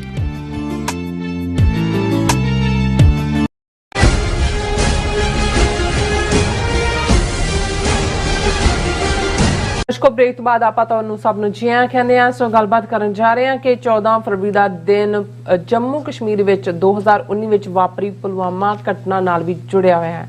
So Pulwama attack ਵਿੱਚ CRPF ਦੇ 40 ਜਵਾਨ ਜਿਹੜੇ ਸਨ ਉਹ ਮਾਰੇ ਗਏ ਸਨ। ਸੋ ਬਦਲੇ ਵਿੱਚ ਭਾਰਤੀ ਫੌਜ ਨੇ ਪਾਕਿਸਤਾਨੀ ਟੈਰੀਟਰੀ ਦੇ ਅੰਦਰ ਬਾਲਾਕੋਟ ਦੀ ਥਾਂ ਤੇ ਹਮਲਾ ਕੀਤਾ ਸੀ। ਸੋ ਇਹਨਾਂ 4 ਸਾਲਾਂ ਵਿੱਚ ਭਾਰਤ ਪਾਕਿਸਤਾਨ ਰਿਸ਼ਤਿਆਂ ਅਤੇ ਜੰਮੂ ਕਸ਼ਮੀਰ ਵਿੱਚ ਕੀ ਕੁਝ ਬਦਲਿਆ ਹੈ। ਸੋ ਇਸ ਬਾਰੇ ਆਪਾਂ ਗੱਲਬਾਤ ਕਰਨ ਜਾ ਰਹੇ ਹਾਂ। ਸੋ ਅਸੀਂ ਚਾਹਾਂਗੇ ਕਿ ਤੁਸੀਂ ਇਸੇ ਤਰ੍ਹਾਂ ਬਣੇ ਰਹਿਣਾ, ਦੇਖਣ ਸੁਣਨ ਲਈ ਲਿਖਣ ਲਈ ਤੁਹਾਡਾ ਸਭ ਦਾ ਬਹੁਤ ਧੰਨਵਾਦ ਜੀ। ਡਾਕਟਰ ਸਾਹਿਬ ਕੀ ਕਹਿਣਾ ਚਾਹੋਗੇ? ਦੇਖੋ, ਅਸੀਂ ਹੁਣ ਸਾਰੇ ਵੀਰਾਂ ਭੈਣਾਂ ਨੂੰ ਐਕਨੋਲੇਜ ਕਰਨਾ ਚਾਹੁੰਦੇ ਹਾਂ ਜਿਹੜੇ ਸਾਡੇ ਲਾਈਵ ਚੈਟ YouTube ਔਰ Facebook ਤੇ ਨੇ ਜੀ, ਔਰ ਜਗਸੀਰ ਸਿੰਘ ਸਿੱਧੂ ਜਿਹੜੇ ਕਿ ਰੋਜ਼ਾਨਾ ਇਸ ਪ੍ਰੋਗਰਾਮ ਦਾ ਲਿੰਕ WhatsApp ਤੇ ਸ਼ੇਅਰ ਕਰਦੇ ਨੇ। ਉਹਨਾਂ ਨੇ ਫਤਿਹ ਬੁਲਾਈ ਹੈ, ਜਸਪੀਰ ਸਿੰਘ ਨੇ, ਔਰ ਨਾਲ ਦੀ ਨਾਲ ਸਰ ਤਜਿੰਦਰ ਸਿੰਘ ਉਹਨਾਂ ਨੇ ਤੁਹਾਨੂੰ ਵੀ ਔਰ ਮੈਨੂੰ ਵੀ ਫਤਿਹ ਬੁਲਾਈ ਹੈ। ਜਤਿੰਦਰ ਲਾਂਬਾ ਉਹਨਾਂ ਨੇ ਕਿਹਾ ਕਿ by posting Modi picture at the front is the promotion of Modi, he is happy with any sort of publicity, negative or positive, end of the day it's a free publicity. ਉਹਨਾਂ ਨੇ ਬਿਲਕੁਲ ਠੀਕ ਇਤਰਾਜ਼ ਜਤਾਇਆ ਔਰ ਮੈਂ ਆਪਣੀ ਟੈਕਨੀਕਲ ਟੀਮ ਨੂੰ ਕਹਾਂਗਾ ਵੀ ਕਿ ਵੀ ਜੇ ਉਹਦੀ ਫੋਟੋ ਦੀ ਥਾਂ ਤੇ ਕੋਈ ਹੋਰ ਇਸ ਦੀ ਜਿਹੜੀ ਹੈ ਥੰਬਨੇਲ ਕੋਈ ਹੋਰ ਲਾਣ, ਬਿਲਕੁਲ ਠੀਕ ਹੈ ਵੀ ਉਹਨੂੰ ਪਬਲਿਸਿਟੀ ਚਾਹੀਦੀ ਹੈ, ਉਹ ਨੈਗੇਟਿਵ ਚੋਂ ਹੋਏ ਪੋਜ਼ਿਟਿਵ ਚੋਂ ਹੋਏ। ਔਰ ਇਸੇ ਤਰ੍ਹਾਂ ਉਦੇ ਰਾਜ ਕਹਿੰਦੇ ਨੇ ਪੰਜਾਬ ਕਲਚਰ ਇਜ਼ ਗ੍ਰੇਟ, ਇਹਦੇ 'ਚ ਕੋਈ ਸ਼ੱਕ ਨਹੀਂ ਹੈ ਕਿ ਪੰਜਾਬ ਦੀ ਸਾਡੀ ਤਹਿਜ਼ੀਬ ਬਹੁਤ ਅਮੀਰ ਤਹਿਜ਼ੀਬ ਹੈ। ਅਸੀਂ ਕਈ ਵਾਰ ਪੱਛਮ ਦੀਆਂ ਹਲਕੀਆਂ ਚੀਜ਼ਾਂ ਨੂੰ ਜ਼ਿਆਦਾ ਪਿਆਰਨ ਲੱਗ ਗਏ ਹਾਂ, ਆਪਣੀ ਤਹਿਜ਼ੀਬ ਦੀ ਡੂੰਘਾਈ ਔਰ ਇਮਾਨਦਾਰੀ ਨਾਲੋਂ ਟੁੱਟ ਰਹੇ ਹਾਂ। ਜ਼ੁਬੇਰ ਯਾਕੂਬ ਸਾਹਿਬ ਉਹ ਕਹਿੰਦੇ ਨੇ ਵੀ ਸਾਨੂੰ ਕੋਸ਼ਿਸ਼ ਕਰਨੀ ਚਾਹੀਦੀ ਹੈ ਵੀ ਅਸੀਂ ਆਪਣੇ ਕਲਚਰ ਦੇ ਨਾਲ ਜੁੜੀਏ ਔਰ ਉਹਨੂੰ ਹੀ ਪ੍ਰਮੋਟ ਕਰੀਏ। और वैसे उन्होंने ये भी किया कि ज़िंदगी में गम और भी हैं मोहब्बत के सिवा, गम दिल के सिवा। शायद गालिब दा शेर है नहीं जी, ये जिंदगी वैसे ना भी मोहब्बत है याकूब साहब, क्योंकि असी रूहानी मोहब्बत की गल कर रहे हैं, तुम एवं ना गवाच जाओ विच। All about truth and Sikhism की ID तो उन्होंने तुहानू भी और मैनू भी फतेह बुलाई है। और first view first like king L दी आई वो सब तो पहला आंदे वेलकम। देखो ਜਦੋਂ ਅਸੀਂ 14 ਫਰਵਰੀ ਦੇ ਹਵਾਲੇ ਨਾਲ ਗੱਲ ਕੀਤੀ, ਹਾਲਾਂ ਸਿੱਖ ਇਤਿਹਾਸ ਦੇ ਜਾਂ ਮੌਜੂਦਾ ਦੌਰ ਦੇ ਵੀ ਇੱਕ ਘਟਨਾ ਜਦੋਂ ਕਿ ਇਸੇ ਦੇ ਨਹੀਂ ਪੰਜਾਬ ਭਰ ਦੇ ਵਿੱਚ ਹਿੰਦੂ ਅੱਤਵਾਦੀਆਂ ਨੇ ਕਾਫੀ ਥਾਵਾਂ ਤੇ ਗੜਬੜ ਕੀਤੀ ਸੀ। ਪੰਜਾਬ ਬੰਦ ਦਾ ਸੱਦਾ ਦੇ ਕੇ ਦਰਬਾਰ ਸਾਹਿਬ ਦਾ ਮਾਡਲ ਗੁਰੂ ਰਾਮਦਾਸ ਜੀ ਦੀ ਪਿਕਚਰ रेलवे स्टेशन ਅੰਮ੍ਰਿਤਸਰ 'ਚ ਤੋੜੀ ਗਈ ਸੀ ਔਰ ਜਿਹੜੇ ਸਿੱਖ ਪੀਸਫੁਲ ਤਰੀਕੇ ਦੇ ਨਾਲ ਆਪੋ ਆਪਣੇ ਕਾਰੋਬਾਰਾਂ ਤੇ ਜਾ ਰਹੇ ਸੀ, ਹਿੰਦੂ ਤਵੀ ਗੁੰਡਿਆਂ ਨੇ 14 ਦੇ ਕਰੀਬ ਸਿੱਖਾਂ ਨੂੰ ਸ਼ਹੀਦ ਕੀਤਾ ਸੀ। ਇਹ 82-83 ਪੀਰੀਅਡ ਦੀ ਅਸੀਂ ਗੱਲ ਕਰ ਰਹੇ ਹਾਂ ਔਰ ਬਾਅਦ ਦੇ ਵਿੱਚ ਇਸ ਕਿਸਮ ਦੇ ਕੁਕਰਮ ਕਰਨ ਵਾਲਿਆਂ ਨੂੰ ਸਜ਼ਾ ਵੀ ਦਿੱਤੀ ਗਈ।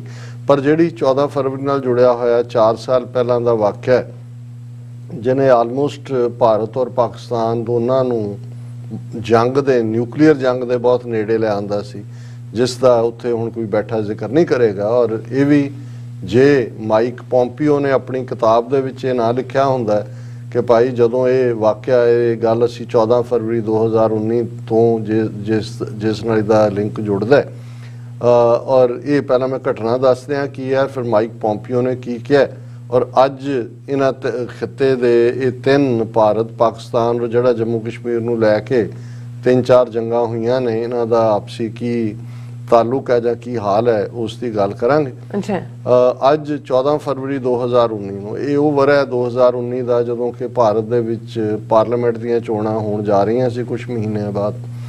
ਮੋਦੀ ਦਾ ਗ੍ਰਾਫ ਬਹੁਤ ਥੱਲੇ ਸੀ, ਜਿੰਨੇ ਵੀ ਓਪੀਨੀਅਨ ਪੋਲ ਆ ਰਹੇ ਸੀ ਥੋੜੇ ਬਹੁਤ ਇੰਡੀਪੈਂਡੈਂਟ ਓਪੀਨੀਅਨ ਪੋਲ ਉਹ ਇਹਦੀ ਬਹੁਤ ਬੁਰੀ ਤਰ੍ਹਾਂ ਸ਼ਿਕਸਤ ਦੱਸ ਰਹੇ ਸੀ। ਔਰ ਫਿਰ ਅਚਾਨਕ ਇਹ ਖਬਰ ਆਂਦੀ ਹੈ ਕਿ ਜੀ ਸਾਊਥ ਕਸ਼ਮੀਰ ਦੇ ਵਿੱਚ ਪੁਲਵਾਮਾ ਦੇ ਮੁਕਾਮ ਦੇ ਉੱਤੇ ਇੱਕ CRPF ਦੀ ਗੱਡੀ ਜਿਹੜੀ ਬਿਨਾਂ ਕੋਈ ਸਿਕਿਉਰਿਟੀ ਖੱਬੇ ਸੱਜੇ ਦੇ ਜਾ ਰਹੀ ਸੀ, ਉਸ ਦੇ ਉੱਤੇ ਇੱਕ ਆਤਮਘਾਤੀ ਹਮਲਾ ਟਰੱਕ ਵੱਜਿਆ ਕਿ ਕੀ, ਕਿਉਂਕਿ ਉਹ ਸਾਰੀ ਕਹਾਣੀ ਜਿਹੜਾ ਉਸ ਦੇ ਬਿਹਾਈਂਡ ਜਿਹੜਾ ਉਸ ਖਿੱਤੇ ਦਾ ਥਾਣੇਦਾਰ ਸੀ ਜਾਂ ਇੰਚਾਰਜ ਸੀ ਪੁਲਿਸ ਦਾ, ਦਵਿੰਦਰ ਸਿੰਘ ਨਾਂ ਦਾ ਬੰਦਾ, ਮੁੜ ਕੇ ਤਾਂ ਉਹਨੂੰ ਗਾਇਬ ਕਰ ਦਿੱਤਾ ਗਿਆ ਔਰ ਉਸ ਨੂੰ ਜਿਹੜਾ ਉਹਦਾ ਸਿੱਧਾ ਸੰਬੰਧ ਅਜੀਤ ਡੋਵਲ ਨਾਲ ਜੁੜਦਾ ਸੀ ਔਰ ਉਸ ਦੀ ਕਹਾਣੀ ਨੂੰ ਬਿਲਕੁਲ ਹੀ ਗਾਇਬ ਕਰ ਦਿੱਤਾ ਗਿਆ।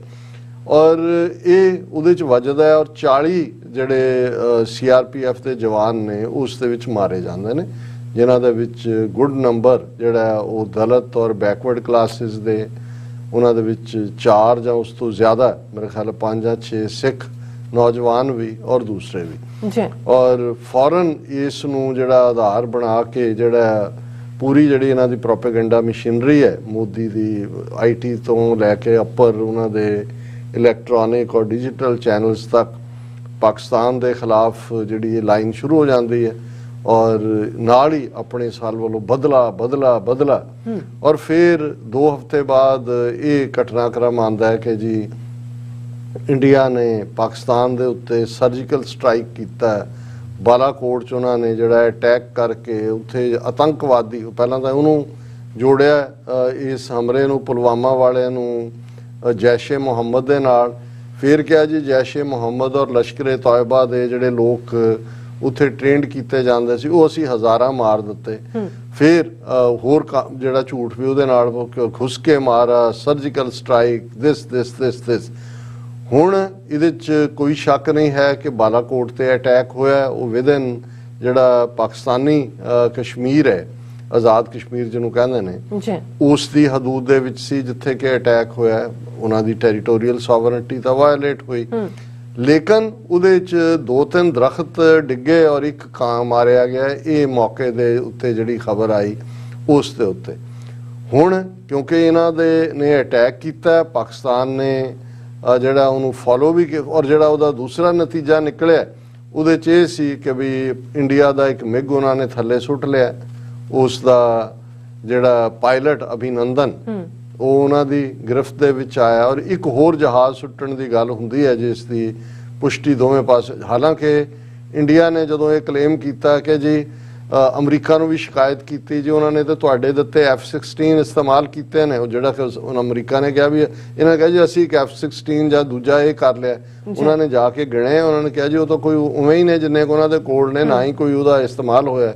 ਇਹ ਝੂਠ ਨੈਰੇਟਿਵ ਤਾਂ ਬਣਾਇਆ ਗਿਆ, ਲੇਕਿਨ ਇਸ ਦੇ ਕਨਸੀਕੁਐਂਸਿਸ ਕੀ ਹੋ ਸਕਦੇ ਸੀ। ਹੁਣ ਮੈਂ ਮਾਈਕ ਪੋਂਪੀਓ ਦੀ ਗੱਲ ਕਰਾਂ, ਜਿਹੜੀ ਉਹਦੀ ਕਿਤਾਬ 2-3 ਹਫ਼ਤੇ ਪਹਿਲਾਂ ਹੀ ਜਿਹੜੀ ਹੈ ਬੁੱਕ ਸ਼ੈਲਫਸ ਦੇ ਉੱਤੇ ਆਈ ਹੈ, ਉਹਦੇ 'ਚ ਉਹਨਾਂ ਨੇ ਕਿਹਾ ਕਿ ਬਈ ਉਹ ਰਾਤ ਜਦੋਂ ਕਿ ਹੋਇਆ ਵੀ ਮੈਂ ਹਨੋਈ ਦੇ ਵਿੱਚ ਸੀ ਔਰ ਨਾਰਥ ਕੋਰੀਆ ਦੇ ਨਾਲ ਨਿਊਕਲੀਅਰ ਦੇ ਉੱਤੇ ਗੱਲਬਾਤ ਚੱਲ ਰਹੀ ਸੀ ਔਰ ਇੱਕ ਮੁਸੀਬਤ ਆ ਕੇ ਪਈ ਕਿ ਸੁਸ਼ਮਾ ਸਵਰਾਜ ਜਿਹੜੀ ਉਸ ਵੇਲੇ ਮਿਨਿਸਟਰ ਸੀ, ਫੋਰਨ ਮਿਨਿਸਟਰ ਸੀ, ਉਹਦੀ ਕਾਲ ਸੀ, ਘਬਰਾਈ ਹੋਈ ਸੀ ਉਹ ਔਰ ਉਹਨੇ ਕਿਹਾ ਕਿ ਪਾਕਿਸਤਾਨ ਜਿਹੜਾ ਉਹ ਸਾਡੇ ਤੇ ਨਿਊਕਲੀਅਰ ਅਟੈਕ ਕਰਨ ਦੀ ਤਿਆਰੀ ਕਰ ਰਿਹਾ ਕਿਉਂਕਿ ਇਹ ਸੋ ਕਾਲਡ ਸਰਜੀਕਲ ਸਟ੍ਰਾਈਕ ਇਹ ਕਰ ਚੁੱਕੇ ਸੀ ਔਰ ਉਹਨੂੰ ਕਿਸੇ ਤਰ੍ਹਾਂ ਰੋਕੋ ਜੀ। ਔਰ ਉਹਨੇ ਕਿਹਾ ਜੀ ਨਹੀਂ ਤਾਂ ਫਿਰ ਅਸੀਂ ਵੀ ਜਵਾਬੀ ਕਰਾਂਗੇ ਔਰ ਉਹਨੇ ਕਿਹਾ ਜੀ ਮੈਂ ਸਾਰੀ ਰਾਤ ਜਾਗਦਾ ਰਿਹਾ, ਅਸੀਂ ਆਪਣੇ ਪੈਂਟਾਗਨ ਵਾਲਿਆਂ ਨੂੰ ਉਠਾਇਆ, ਨੁਮਾਇੰਦੇ ਨੂੰ, ਇਸਲਾਮਾਬਾਦ 'ਚ ਐਂਬੈਸਡਰ ਨੂੰ ਜਿਹੜਾ ਸੀ ਉਹਨੂੰ ਔਨਲਾਈਨ ਲਿਆ, ਦਿੱਲੀ ਵਾਲੇ ਐਂਬੈਸਡਰ ਨੂੰ ਲਿਆ, ਪਾਕਿਸਤਾਨ ਦੇ ਫੌਜੀ ਚੀਫ ਕਮਰ ਜਾਵੇਦ ਬਾਜਵਾ ਉਹਨਾਂ ਦੇ ਨਾਲ ਜਿਹੜੀ ਹੈ ਨੈਗੋਸ਼ੀਏਸ਼ਨ ਖੋਲ੍ਹੀ ਤੇ ਮੁੱਕਦੀ ਗੱਲ ਉਹ ਸਾਰੇ ਚੋਂ ਕਿ ਭਾਈ ਅਸੀਂ ਉਸ ਨਿਊਕਲੀਅਰ ਟਕਰਾਅ ਨੂੰ ਟਾਲਣ 'ਚ ਕਾਮਯਾਬ ਰਹੇ ਜਿਹੜਾ ਕਿ ਵਾਪਰਨ ਜਾ ਰਿਹਾ ਸੀ। ਹੁਣ ਇਸ ਤੋਂ 2 ਚੀਜ਼ਾਂ ਅਸੀਂ ਦੇਖਦੇ ਹਾਂ ਕਿ ਵੀ ਇੱਕ ਸਿਰਫ ਤੇ ਸਿਰਫ ਚੋਣਾਂ ਜਿੱਤਣ ਦੇ ਲਈ ਨਰਿੰਦਰ ਮੋਦੀ ਜਿਹੜਾ ਬਿਲਕੁਲ ਜਿਹਦਾ ਡਾਊਨ ਸਾਈਡ ਚੱਲ ਰਹੀ ਸੀ ਉਹਨੂੰ ਉਹਨਾਂ ਨੇ ਫਿਰ ਉਹਨਾਂ 40 ਜਵਾਨਾਂ ਦੀਆਂ ਹੀ ਫੋਟੋ ਲਾ ਕੇ ਥਾਂ ਚੋਣ ਜਲਸੇ ਕੀਤੇ, ਪਾਕਿਸਤਾਨ ਦੇ ਖਿਲਾਫ ਆਪਣੇ ਆਪ ਨੂੰ ਟਫ ਸਾਬਤ ਕਰਨ ਦਾ ਇਹ ਸਰਜੀਕਲ ਸਟ੍ਰਾਈਕ ਵਾਲਾ ਜਿਹੜਾ ਪੂਰਾ ਨੌਟੰਕੀ ਹੈ ਇਸ ਨੂੰ ਪੂਰਾ ਇਹ ਭੁੱਲ ਗਏ ਕਿ ਭਾਈ ਇਹ ਆਪਣੀ ਇੱਕ ਜਿੱਤ ਦੇ ਲਈ ਦੇ brought South Asia so close inches away from nuclear warfare, nuclear war. ਔਰ ਸੈਕੰਡਲੀ ਇਸ ਸਾਰੇ ਨੇ ਉਸ ਖਿੱਤੇ ਦਾ ਫਿਰ ਠੀਕ ਹੈ ਕਿ ਮੋਦੀ ਨੇ ਉਸ ਪੁਲਵਾਮਾ ਔਰ ਬਾਲਾਕੋਟ ਉਹ ਸਾਰੇ ਨੈਰੇਟਿਵ ਦੇ ਥੱਲੇ ਜਿਹੜੀ ਪਹਿਲਾਂ ਨਾਲੋਂ ਵੀ ਜ਼ਿਆਦਾ ਅਕਸਰੀਅਤ ਦੇ ਨਾਲ 2/3 ਦੇ ਨੇੜੇ ਤੇੜੇ ਪਹੁੰਚ ਗਈਆਂ ਸੀਟਾਂ ਉਹਨੇ ਜਿੱਤਿਆ ਔਰ ਫਿਰ ਉਹਦੇ ਵਧੇ ਹੌਸਲੇ ਨੇ ਜਦੋਂ ਅਸੀਂ ਦੇਖਦੇ ਹਾਂ ਕਿ ਉਹ ਇਧਰੋਂ ਚੋਣਾਂ ਜਿੱਤਦਾ ਹੈ, ਅਜੇ ਸਰਕਾਰ ਬਣਿਆ ਥੋੜਾ ਹੀ ਟਾਈਮ ਹੁੰਦਾ ਹੈ, ਤੇ 5 ਅਗਸਤ 2019 ਨੂੰ ਹੀ ਫਿਰ ਆਰਟੀਕਲ 370 35A ਖਤਮ ਕਰ ਦਿੱਤਾ ਜਾਂਦਾ ਹੈ। ਜੀ ਜੰਮੂ ਕਸ਼ਮੀਰ ਦਾ ਸੂਬੇ ਦਾ ਵਜੂਦ ਵੀ ਖਤਮ ਕਰ ਦਿੱਤਾ ਜਾਂਦਾ, ਉਹਨੂੰ ਯੂਨੀਅਨ ਟੈਰੀਟਰੀ ਬਣਾ ਦਿੱਤਾ ਜਾਂਦਾ ਹੈ। ਔਰ ਅੱਜ ਇਹ 2019 ਤੋਂ ਬਾਅਦ ਇਹਨਾਂ 4 ਸਾਲਾਂ 'ਚ ਮੁੜ ਕੇ ਨਾ ਪਾਕਿਸਤਾਨ ਦੇ ਨਾਲ ਸੰਬੰਧ ਨਾਰਮਲ ਹੋਏ, ਜਿਹੜੀ ਬੱਸ ਸਰਵਿਸ ਦੂਜੇ ਤੀਜੇ ਪੰਜਾਬ ਵਾਲਾ ਉਹ ਵੀ ਕੈਂਸਲ, ਵਪਾਰ ਵੀ ਕੈਂਸਲ, UN ਦੇ ਵਿੱਚ ਧੱਕੇ ਵਾਲੀਆਂ ਅੱਜ ਵੀ ਫੌਜ ਰੱਖ ਕੇ ਉੱਥੇ ਉਹ ਬੈਠੇ ਹੋਏ ਨੇ। ਔਰ 2019 ਤੋਂ ਬਾਅਦ ਇਹਨਾਂ 4 ਸਾਲਾਂ 'ਚ ਨਾ ਕਸ਼ਮੀਰੀ ਪੰਡਤ, ਉਹ ਵੀ ਉੱਥੋਂ ਕੋਈ ਨਾ ਕੋਈ ਅਟੈਕ ਹੁੰਦਾ ਦੌੜਦੇ ਚਲੇ ਆਉਂਦੇ ਨੇ। ਔਰ ਦਹਿਸ਼ਤਗਰਦੀ ਦਾ ਕੋਈ ਦਿਨ ਐਸਾ ਨਹੀਂ ਹੁੰਦਾ ਜਿਹਨੂੰ ਇਹ ਦਹਿਸ਼ਤਗਰਦੀ ਕਹਿੰਦੇ ਨੇ ਉਹ ਵਾਕਿਆ ਨਾ ਹੁੰਦਾ ਹੋਏ। ਸੋ ਕੁੱਲ ਮਿਲਾ ਕੇ ਜੇ ਅਸੀਂ ਦੇਖਣਾ ਹੋਏ ਵੀ ਕਿੱਥੇ ਉਹ ਖਿੱਤਾ ਜਿੱਥੇ ਦੁਨੀਆ ਦੇ ਵਿੱਚ ਸਭ ਤੋਂ ਜ਼ਿਆਦਾ, ਜਿਹਨੂੰ ਜਦੋਂ ਕਲਿੰਟਨ ਨੇ 20 ਮਾਰਚ 2000 ਨੂੰ ਸਾਊਥ ਏਸ਼ੀਆ ਦਾ ਦੌਰਾ ਸ਼ੁਰੂ, ਜਦੋਂ ਕਿ ਇਹਨਾਂ ਨੇ ਮੋਦੀ ਤਾਂ ਅਜੇ ਗੁਜਰਾਤ 'ਚ ਬੈਠਾ ਸੀ, ਇਹ ਗੱਲ ਅਸੀਂ 2000 ਦੀ ਕਰ ਰਹੇ ਹਾਂ, ਜਦੋਂ LK ਅਡਵਾਨੀ ਹੋਮ ਮਿਨਿਸਟਰ ਸੀ ਔਰ ਵਾਜਪਾਈ ਪ੍ਰਾਈਮ ਮਿਨਿਸਟਰ ਸੀ। 20 ਮਾਰਚ 2000 ਨੂੰ 35 ਸਿੱਖ ਉਸੇ ਹੀ ਕਸ਼ਮੀਰ ਦੇ ਜ਼ਿਲ੍ਹਾ ਅਨੰਤਨਾਗ ਦੇ ਚਿੱਠੀ ਸਿੰਘਪੁਰਾ ਪਿੰਡ ਦੇ ਵਿੱਚ 35 ਸਿੱਖਾਂ ਨੂੰ ਗੁਰਦੁਆਰੇ ਦੀ ਕੰਧ ਨਾਲ ਖੜਾ ਕਰਕੇ ਜਿਹੜਾ ਉਹ ਉਡਾ ਦਿੱਤਾ ਗਿਆ ਸੀ। ਉਦੋਂ ਵੀ ਉਹ ਮੌਕਾ ਜਿਹੜਾ ਕਿ ਇੱਕ ਸਟੇਟਸਮੈਨ ਦੀ ਤਰ੍ਹਾਂ ਜੇ ਕੋਈ ਕਿਸੇ ਪਾਸੇ ਹੋਏ ਤੇ ਇਹਨਾਂ ਮਸਲਿਆਂ ਨੂੰ ਹੱਲ ਕੀਤਾ ਜਾ ਸਕਦਾ ਸੀ। ਸੋ ਅੱਜ ਅਸੀਂ ਇਹ ਦੇਖਦੇ ਹਾਂ ਕਿ ਹਿੰਦੂਤਵਾ ਦੀ ਜਿਹੜੀ ਆਈਡੀਓਲੋਜੀ, ਜਿਹੜੀ ਖਤਰਨਾਕ ਨਾਜ਼ੀਜ਼ਮ ਹੈ, ਉਸ ਨੇ ਭਾਰਤ ਪਾਕਿਸਤਾਨ ਸੰਬੰਧਾਂ ਦਾ ਕੀ ਕੀਤਾ, ਕਸ਼ਮੀਰੀਆਂ ਦੀ ਟ੍ਰੈਜੇਡੀ ਕੀ ਹੈ, ਬਾਕੀ ਘੱਟ ਗਿਣਤੀਆਂ ਦੇ ਨਾਲ ਕੀ ਵਾਪਰ ਰਿਹਾ ਹੈ, ਕਿਵੇਂ ਜਿਹੜਾ ਉਹਨਾਂ ਨੇ ਤਾਂ ਸਿੱਖਾਂ ਦਾ ਇਕਨੋਮਿਕਲ ਜੈਨੋਸਾਈਡ ਕਰਨ ਲਈ 3 ਖੇਤੀ ਕਾਨੂੰਨ ਵੀ ਲਿਆਂਦੇ ਸੀ 13 ਮਹੀਨੇ ਬਾਅਦ, ਉਹਨੂੰ ਜਿਹੜਾ ਮੋੜਿਆ ਉਸ ਪਾਸੇ ਨੂੰ। ਪਰ ਕੁੱਲ ਮਿਲਾ ਕੇ ਸਿਰਫ ਤੇ ਸਿਰਫ ਇਹ ਵੋਟ ਰਾਜਨੀਤੀ ਦੇ ਥੱਲੇ, ਔਰ ਜਿਵੇਂ ਕਿਸੇ ਇੱਕ ਇੰਡੀਪੈਂਡੈਂਟ ਬੰਦੇ ਨੇ ਕਿਹਾ ਸੀ ਕਿ ਭਾਈ ਇਹ ਹਿੰਦੂਤਵੀ ਹੋਣ ਜਾਂ ਉਸ ਤੋਂ ਪਹਿਲਾਂ ਇੰਦਰਾ ਗਾਂਧੀ ਜਿਹੜੀ ਬਲੱਡ ਥਰਸਟੀ ਸੀ, ਇਹਨਾਂ ਦੀ ਨੀਤੀ ਕੋਈ ਹੈ ਕਿ ਲੋਕ ਲਾਸ਼ਾਂ ਗਿਣਨਗੇ, ਇਹ ਵੋਟਾਂ ਗਿਣਨਗੇ। ਅੱਛਾ ਜੱਟ ਸਾਹਿਬ, ਤੁਹਾਡਾ ਬਹੁਤ ਬਹੁਤ ਸ਼ੁਕਰੀਆ। ਸਾਥ ਲੈਣ ਬ੍ਰੇਕ ਵਿਊਅਰਸ, ਤੁਸੀਂ ਇਸੇ ਤਰ੍ਹਾਂ ਬੜੇ ਰਹਿਣਾ। ਮਿਲਦੇ ਹਾਂ ਛੋਟੇ ਜਿਹੇ ਵਕਫੇ ਤੋਂ ਬਾਅਦ।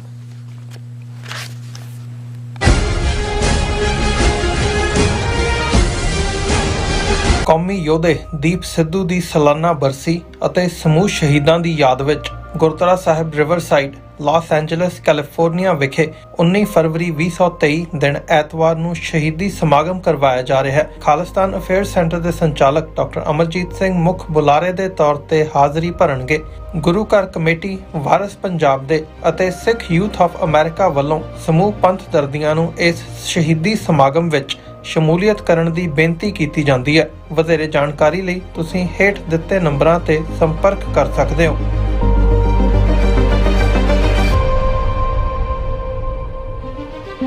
ਕੀ ਤੁਸੀਂ ਰੋਜ਼ਾਨਾ ਕੰਮ ਤੇ ਆਪਣਾ ਵਧੇਰੇ ਸਮਾਂ ਬਿਤਾਉਣ ਤੋਂ ਪਰੇਸ਼ਾਨ ਹੋ?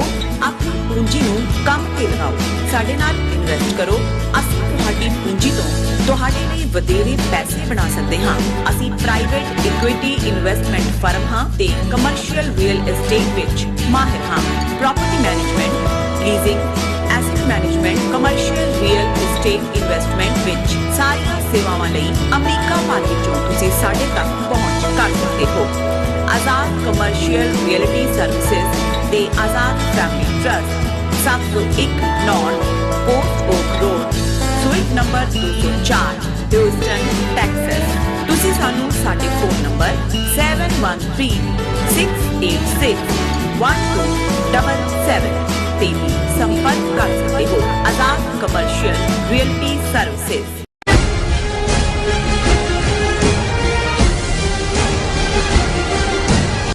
Viewers, welcome back on program. So viewers, ਗੱਲਬਾਤ ਕਰਨ ਜਾ ਰਹੇ ਹਾਂ ਕੌਮੀ ਇਨਸਾਫ ਮੋਰਚੇ ਦੇ ਹਵਾਲੇ ਨਾਲ, ਜਿਹੜਾ ਕਿ ਮੋਹਾਲੀ ਵਿੱਚ ਲੱਗਾ ਹੋਇਆ ਹੈ ਔਰ ਦਿਨੋਂ ਦਿਨ ਜ਼ੋਰ ਫੜ ਰਿਹਾ ਹੈ।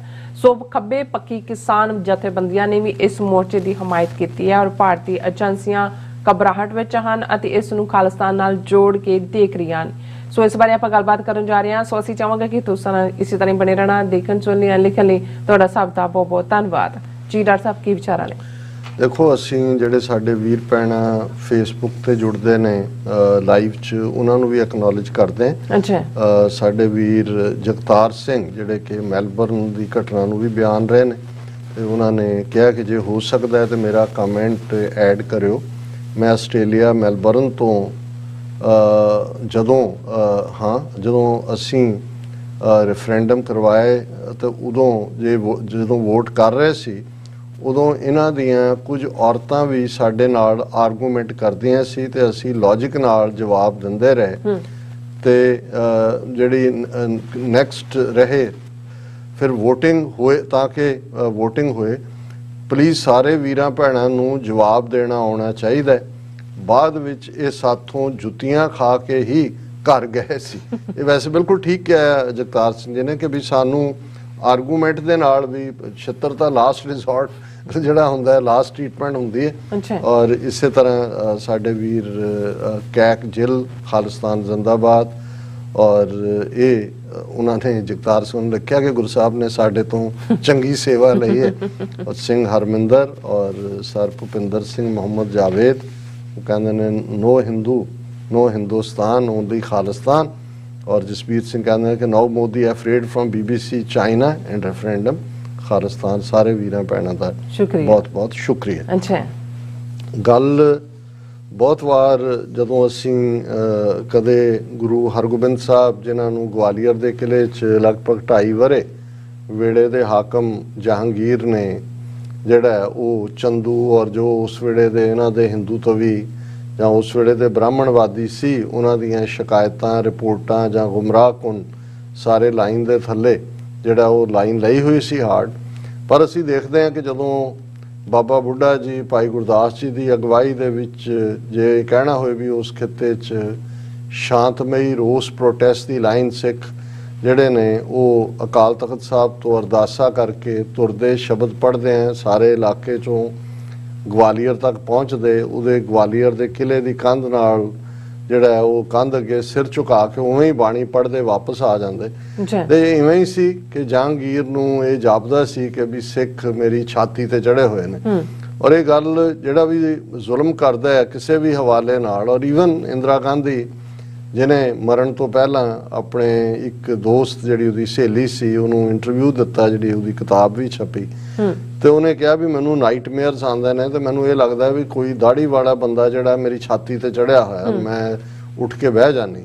ਸੋ ਇਹ ਜੂਨ ਤੋਂ 31 ਅਕਤੂਬਰ ਤੱਕ ਇਹ ਜਿਹੜਾ ਛਾਤੀ ਤੇ ਚੜ ਕੇ ਜਿਹੜਾ ਮੌਤ ਨਜ਼ਰ ਆਣੀ ਉਹ ਜਹਾਂਗੀਰ ਨੂੰ ਵੀ ਸੀ। ਔਰ ਇਵੈਂਚੁਅਲੀ ਸਾਈਂ ਮੀਆਂ ਮੀਰ ਰਾਹੀਂ ਜਦੋਂ ਇਹ ਗੱਲ ਨੂਰ ਜਹਾਂ ਉਹਨੇ ਉਸ ਦੀ ਇਸ ਕਿਸਮ ਦੀ ਹਾਲਤ ਜਹਾਂਗੀਰ ਦੀ ਘਬਰਾਹਟ ਦੀ ਦੱਸੀ, ਤੇ ਸਾਈਂ ਮੀਆਂ ਮੀਰ ਉਹਨਾਂ ਨੇ ਵਿਚੋਲਗੀ ਕੀਤੀ। ਉਹ ਤਾਂ ਗੁਰੂ ਘਰ ਨਾਲ ਜੁੜੇ ਹੋਏ ਸੀ, ਹਰਮੰਦਰ ਸਾਹਿਬ ਦਾ ਨੀਂਹ ਪੱਥਰ ਉਹਨਾਂ ਤੋਂ ਰਖਵਾਇਆ ਸੀ। ਉਹਨਾਂ ਨੇ ਕਿਹਾ ਵੀ ਬਾਦਸ਼ਾਹ ਗਲਤ ਹੱਥਾਂ 'ਚ ਖੇਡ ਰਿਹਾ, ਫਕੀਰ ਸਾਈਂ ਜਿਹੜੇ ਰੱਬ ਦੇ ਪਿਆਰੇ ਨੇ ਉਹਨਾਂ ਨੂੰ ਗਵਾਲੀਅਰ 'ਚ ਕੈਦ ਕੀਤਾ ਹੋਇਆ, ਔਰ ਇਹਨਾਂ ਨੂੰ ਜਿਹੜਾ ਉਹ ਜਦੋਂ ਤੱਕ ਨਹੀਂ ਛੱਡੇਗਾ। ਔਰ ਅਸੀਂ ਵਾਕਿਫ ਹੈ ਕਿ ਉਹਨਾਂ ਨੇ ਇਹੀ ਨਹੀਂ ਕਿ ਗੁਰੂ ਹਰਗੋਬਿੰਦ ਸਾਹਿਬ ਨੂੰ ਰਿਲੀਜ਼ ਕੀਤਾ, 52 ਜਿਹੜੇ ਹੋਰ ਪੋਲੀਟੀਕਲ ਡਿਸੀਡੈਂਟ ਸੀ, ਗੁਰੂ ਸਾਹਿਬ ਨੇ ਪ੍ਰੀ ਕੰਡੀਸ਼ਨ ਰੱਖੀ ਕਿ ਬਈ ਇਹਨਾਂ ਨੂੰ ਛੱਡੋ, ਮੈਂ ਫੇਰ ਬਾਹਰ ਆਵਾਂਗਾ। ਹੁਣ ਇਹ ਹਰ ਵੇਲੇ ਦੀ ਹਕੂਮਤ ਜਿਹਨੂੰ ਇਹ ਲੱਗਦਾ ਵੀ ਉਹਨੇ ਸਿੱਖਾਂ ਨੂੰ ਦਬਾਣਾ, ਔਰ ਦਬਾਣ ਦੇ ਲਈ ਉਹ ਕੋਈ ਜਿਹੜਾ ਉਹ ਹਰਬਾ ਬਾਕੀ ਨਹੀਂ ਛੱਡਦੇ, ਫਿਰ ਡਰੀ ਵੀ ਜਾਂਦੇ ਨੇ।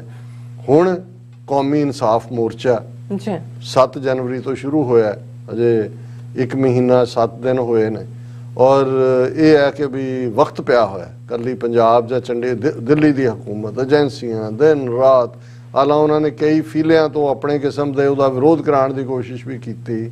ਜਿਹੜੇ ਇਸ ਦੇ ਮੁਖੀ ਆਗੂ ਨੇ ਉਹਨਾਂ ਦੀ ਕਰੈਕਟਰ ਅਸੈਸੀਨੇਸ਼ਨ ਵੀ ਕਰਵਾਉਣ ਦੀ ਕੋਸ਼ਿਸ਼ ਹੈ। ਲੇਕਿਨ ਇਹਦੇ ਬਾਵਜੂਦ ਕਿਉਂਕਿ ਸਿੱਖ ਕੌਮ ਜਿਸ ਨੇ ਹੁਣ ਦੇ ਦੌਰ 'ਚ ਵੀ 13 ਮਹੀਨੇ ਦੀ ਕਿਸਾਨ ਲਹਿਰ ਦੀ ਵਿਕਟਰੀ ਤੋਂ ਬਾਅਦ ਔਰ ਇਸ ਵੇਲੇ ਦੁਨੀਆ ਭਰ 'ਚ, ਔਰ ਮੈਂ ਪਿੱਛੇ ਇੱਕ ਸੱਜਣ ਜਿਹੜੇ ਪੰਜਾਬ ਤੋਂ ਜਾ ਕੇ ਆਏ ਉਹਨਾਂ ਨੂੰ ਮੈਂ ਪੁੱਛਿਆ ਵੀ ਦੱਸੋ ਕੀ ਹਾਲ ਹੈ ਸਾਡੇ ਗੁਰੂਆਂ ਦੀ ਧਰਤੀ ਦਾ, ਸਾਨੂੰ ਤਾਂ ਜਿਹੜਾ ਉਹ ਅਲਵਿਦਾ ਕਿਹਾ 35 ਵਰੇ ਹੋ ਗਏ ਉਸ ਧਰਤੀ ਤੋਂ ਜਲਾਵਤਨੀ 'ਚ।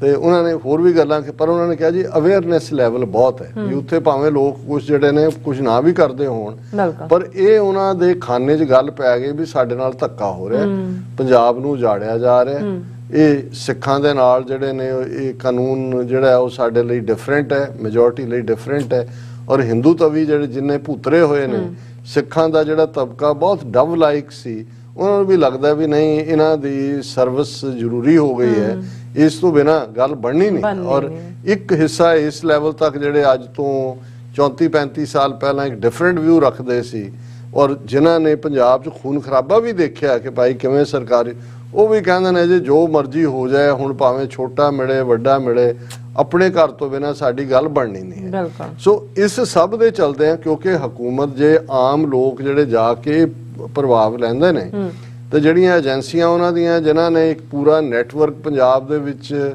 ਰੱਖਿਆ ਹੋਇਆ, ਉਹਨਾਂ ਨੂੰ ਵੀ ਪਤਾ ਹੈ ਵੀ ਪੰਜਾਬ ਦੀ ਤਾਸੀਰ ਇਸ ਵੇਲੇ ਕੀ ਹੈ, ਕੀ ਬਦਲ ਰਿਹਾ। ਔਰ ਪਿਛਲੇ ਦਿਨਾਂ 'ਚ ਹੁਣ ਇਹ ਜਦੋਂ ਈਵਨ ਕਿਸਾਨ ਮੋਰਚੇ ਵੇਲੇ ਵੀ ਇਹਨਾਂ ਨੇ ਸਿੱਖਾਂ ਦੀ ਡਿਵੀਜ਼ਨ ਦੇ ਲਈ, ਹੁਣ ਤਾਂ ਸਾਹਮਣੇ ਹੈ ਕਿ ਕਾਮਰੇਡਾਂ ਰਾਹੀਂ ਕਿਵੇਂ ਇੱਕ ਖੇਡ ਖੇਡਦੇ ਰਹੇ। ਇੱਕ ਪਾਸਾ ਉਹ ਨਰਿੰਦਰ ਤੋਮਰ ਹੋਏ ਐਗਰੀਕਲਚਰ ਮਿਨਿਸਟਰ ਜਾਂ ਅਮਿਤ ਸ਼ਾਹ ਹੋਏ, ਉਹ ਉਹਨਾਂ ਨਾਲ ਰਲਿਆ ਹੋਇਆ ਸੀ। ਇੱਧਰ ਦੀਪ ਸਿੱਧੂ ਵਰਗਾ ਫਕੀਰ ਜਿਹੜਾ ਉਹ ਸਿੱਖ ਵਰਤਾਂਤ ਦੇ ਥੱਲੇ ਆਪਣੀ ਗੱਲ ਸੁਣਾ ਰਿਹਾ ਸੀ, ਜਿਹੜੀ ਪੰਥ ਪ੍ਰਸਤਾਂ ਨੂੰ ਸਮਝ ਆ ਰਹੀ ਸੀ। ਪਰ 26 ਜਨਵਰੀ ਦੇ ਘਟਨਾਕ੍ਰਮ ਤੋਂ ਬਾਅਦ ਕਿਵੇਂ ਸਾਰੇ ਖੁੱਲ੍ਹ ਕੇ ਸਿੱਖ ਵਰਤਾਂਤ ਦੇ ਅਗੇਂਸਟ ਖਲੋਤੇ ਔਰ ਇਹਨਾਂ ਕਾਮਰੇਡਾਂ ਦੇ ਟੋਲਿਆਂ ਨੇ ਕਈਆਂ ਨੇ ਸੈਂਕੜਿਆਂ ਨਿਸ਼ਾਨ ਸਾਹਿਬ ਡਿਸਟਰੋਏ ਕੀਤੇ ਕਿ ਜੀ ਝੰਡੇ ਵੀ ਨਹੀਂ, ਉਹ ਕੋਈ ਜਕਾਰਾ ਨਾ ਲਾਓ, ਰਾਜੇਵਾ ਕੋਈ ਨਾ ਲਾਓ ਦੂਜੇ। ਹੁਣ ਤੁਸੀਂ ਦੇਖੋ ਵੀ ਖਮੀਰ ਦਾ ਬਦਲਣਾ ਕੀ ਹੁੰਦਾ। ਫਿਰ ਇਹਨਾਂ ਹੀ ਕਾਮਰੇਡਾਂ ਨੇ ਕਿਵੇਂ ਕੇਜਰੀਵਾਲ ਦੇ ਨਾਲ ਜਿਹੜੀ ਹੈ ਉਹ ਸਾਂਝ ਭਿਆਲੀ ਪਾਉਣ ਦੀ ਕੋਸ਼ਿਸ਼ ਕੀਤੀ। ਵੱਖਰੀ ਗੱਲ ਹੈ ਕਿ ਉਹ ਬਾਣੀਆਂ ਇਹਨਾਂ ਨੂੰ ਦਿਖਾ ਦਿਖੂ ਕੇ ਸਬਜ਼ ਬਾਗ ਮੁੜ ਕੇ ਇਹਨਾਂ ਨੂੰ ਜਿਹੜਾ ਉਹ ਆਲੂਆਂ ਦੀ ਟਰਾਲੀ ਦੇ ਥੱਲੇ ਹੀ ਸੁੱਟ ਕੇ ਚਲਾ ਗਿਆ। ਕੋਈ ਗੁਲਾਬ ਦਾ ਫੁੱਲ ਜਿਹੜਾ ਰਾਜੇਵਾਲ ਨੇ ਚੀਫ ਮਿਨਿਸਟਰ ਬਣਦੇ ਆਪਣੀ ਅਚਕਨ ਤੇ ਲਾਉਣਾ ਸੀ, ਉਹ ਤਾਂ ਉਹਨੂੰ ਨਸੀਬ ਨਹੀਂ ਹੋਇਆ। ਔਰ ਹੁਣ ਉਹੀ ਕਿਸਾਨੀ ਜਥੇਬੰਦੀਆਂ 30 ਨੇ 32 ਨੇ, ਉਹਨਾਂ ਉਹ ਗੁਰਾਹਾਂ ਵੀ ਹੈ ਉਹਦੇ 'ਚ। ਔਰ ਦੂਸਰਾ ਗਰੁੱਪ ਜਿਹੜਾ ਸਭ ਤੋਂ ਪਹਿਲਾਂ ਕਿਰਤੀ ਕਿਸਾਨ ਯੂਨੀਅਨ। ਹੁਣ ਇਹ ਕਿਰਤੀ ਕਿਸਾਨ ਯੂਨੀਅਨ ਇਹ ਹੈ ਜਿਨ੍ਹਾਂ ਦੇ 3 ਪ੍ਰੈਜ਼ੀਡੈਂਟ ਡਿਊਰਿੰਗ ਦਾ ਖਾਲਿਸਤਾਨ, ਜਦੋਂ ਕਿ 84 ਤੋਂ 94 ਤੱਕ ਹਥਿਆਰਬੰਦ ਸੰਘਰਸ਼ ਚੱਲ ਰਹੇ ਸੀ, ਸਰਕਾਰ ਦੀ ਪੱਖ ਤੋਂ ਆ ਕੇ ਸਿੰਘਾਂ ਦੇ ਵਿੱਚ ਵੱਜਦੇ ਸੀ। 3 ਪ੍ਰਧਾਨ ਇਹਨਾਂ ਦੇ ਮਾਰੇ ਹੋਏ ਨੇ ਉਸ ਪੀਰੀਅਡ 'ਚ, ਮਤਲਬ ਜਿਨ੍ਹਾਂ ਨੂੰ ਸਜ਼ਾ ਯਾਫਤਾ ਕੀਤਾ ਹੋਇਆ। ਹੁਣ ਇਹ ਉਹੀ ਗਰੁੱਪ ਕਿਰਤੀ ਕਿਸਾਨ ਯੂਨੀਅਨ ਵੀ ਤੇ ਇੱਕ ਉਗਰਾਹਾਂ ਜਿਹਨੂੰ ਉੱਲੂ ਰਾਹਾਂ ਕਹਿੰਦੇ ਨੇ ਕਿ ਵੀ ਉਹ ਜਿਹੜਾ ਉਦੋਂ ਵੀ ਐਵੇਂ ਹੀ ਬੇਥਵੀਆਂ ਮਾਰ। ਹੁਣ ਇਹਨਾਂ ਨੇ ਯੂਨਾਈਟਿਡ ਰੈਜ਼ੋਲੂਸ਼ਨ ਕੀਤਾ ਕਿ ਜੇ ਅਸੀਂ ਬੰਦੀ ਸਿੰਘਾਂ ਦੀ ਰਿਹਾਈ ਦੀ ਹਮਾਇਤ ਕਰਦੇ ਹਾਂ, ਉਹਨਾਂ 'ਚ ਆ ਕੇ ਖਲੋਤੇ ਵੀ ਨੇ। ਹੁਣ ਉਹਨਾਂ ਨੂੰ ਇਹ ਲੱਗਣ ਲੱਗ ਗਿਆ ਵੀ ਇਹ ਜਿਹੜੀ ਸਿੱਖਾਂ 'ਚ ਅਸੀਂ ਕਾਮਰੇਡ ਵਰਸਸ ਦੂਜੇ ਜਾਂ ਇਹ ਕੀਤਾ ਸੀ, ਇਹ ਤਾਂ ਕਿਸੇ ਹੋਰ ਪਾਸ। ਹੁਣ ਅੱਜ ਇਹਨਾਂ ਦੀ ਨਿਊਜ਼ 18 ਦੀ ਨਿਊਜ਼ 16 ਹੈ 18 ਹੈ ਨਿਊਜ਼ 18 ਉਹਨਾਂ ਦੀ ਮੇਨ ਖਬਰ ਹੈ security agencies fear pro Khalistan influence as farmer unions back Bandi Singh protest. ਉਹਨਾਂ ਨੇ ਕਿਹਾ ਜੀ ਉਹਨਾਂ ਨੂੰ ਤਾਂ ਨਜ਼ਰ ਆ ਰਿਹਾ ਵੀ ਇਹ ਤਾਂ ਕਾਮਰੇਡ ਵੀ ਉਧਰ ਜਾ ਵੜੇ, ਇਹ ਤਾਂ ਖਾਲਿਸਤਾਨ ਨੈਰੇਟਿਵ ਬਣ ਰਿਹਾ। ਉਹਨੇ ਕਿਹਾ with the protest over the release of ਬੰਦੀ ਸਿੰਘ ਐਸਕੇਲੇਟਿੰਗ, ਕਿ ਮਤਲਬ ਉਹਨੂੰ ਹਮਾਇਤ ਮਿਲ ਰਹੀ ਹੈ।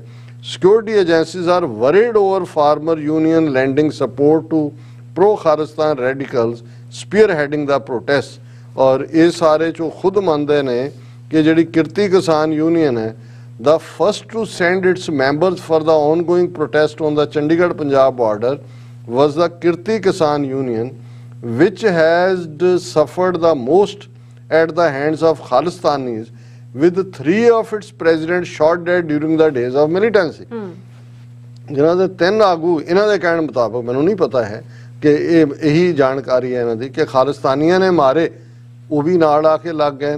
ਫਿਰ ਉਹਨੇ ਕਿਹਾ ਕਿ ਭਾਈ ਕੱਲਾ ਇਹੀ ਨਹੀਂ ਹੈ ਕਿ ਵੀ ਈਵਨ ਉਗਰਾਹਾਂ ਜਿਹੜਾ BKU Ugrahan had initially decided to stay away from the protest but recently decided to support, albeit with a condition that it's, ਉਹਨਾਂ ਨੇ ਕਿਹਾ ਜੀ ਅਸੀਂ ਸਿੱਖ ਬੰਦੀ ਸਿੰਘਾਂ ਦੀ ਵੀ, ਬਾਕੀ ਵੀ ਟਰਾਈਬਲ ਸ਼ਡਿਊਲ ਕਾਸਟ ਅਸੀਂ ਵੀ ਚਾਹੁੰਦੇ ਹਾਂ, ਜਿਨ੍ਹਾਂ ਨੇ ਆਪਣੀਆਂ ਟਰਮਸ ਪੂਰੀਆਂ ਕਰ ਲਈਆਂ ਉਹ ਬਿਲਕੁਲ ਛੱਡੇ ਜਾਣੇ ਚਾਹੀਦੇ ਨੇ। ਔਰ ਮੈਂ ਤਾਂ ਇਹ ਸਮਝਦਾ ਹਾਂ ਕਿ ਵਾਂਸ ਇਹ ਫੋਕਸ ਬੰਦੀ ਸਿੰਘਾਂ ਤੇ ਜਦੋਂ ਹੋ ਜਾਂਦੇ ਨੇ, ਸਾਨੂੰ ਉਹਨਾਂ ਦੀ ਰਿਲੀਜ਼ ਲਈ ਵੀ ਜਾ ਕੇ ਉਹਨਾਂ ਦੀਆਂ ਸਟੇਟਾਂ ਦੀਆਂ ਬਰੂਹਾਂ ਤੇ ਵੀ ਬਹਿਣਾ ਚਾਹੀਦਾ ਹੈ, ਇਹ ਕੋਈ ਨਹੀਂ ਹੈ। ਪਰ ਹੁਣ ਇਹ ਜਿਹੜਾ ਸਾਰਾ ਇਹਨਾਂ ਨੂੰ ਇਹ ਲੱਗ ਰਿਹਾ ਕਿ ਬਈ ਇਹ ਨਾ ਹੋਏ, security agencies fear that despite farmers union claiming support for a just cause, the protests are turning into a breeding ground for radical elements.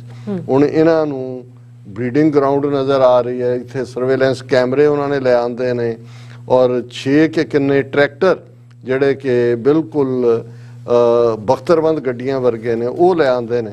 ਸੋ ਮੈਂ ਇਹ ਸਮਝਦਾ ਵੀ ਇਹ ਸਾਡੀ ਸਟਰੈਂਥ ਹੈ। ਬਿਲਕੁਲ ਜਿਹੜੇ ਲੋਕ ਇਹ ਕਹਿੰਦੇ ਨੇ ਜੀ ਇਹ ਪ੍ਰੋਟੈਸਟ ਦਾ ਕੀ ਫਾਇਦਾ, ਇਹਦੇ ਚੋਂ ਕੀ ਨਿਕਲਣਾ ਹੈ, ਜਾਂ ਜਿਹੜੇ ਇਸ ਦੇ ਨਾਲ ਕੋਈ ਹੋਰ ਆਪਣੇ ਜਿਨ੍ਹਾਂ ਦੇ ਹਿੱਤ ਜੁੜੇ ਹੋਏ ਨੇ।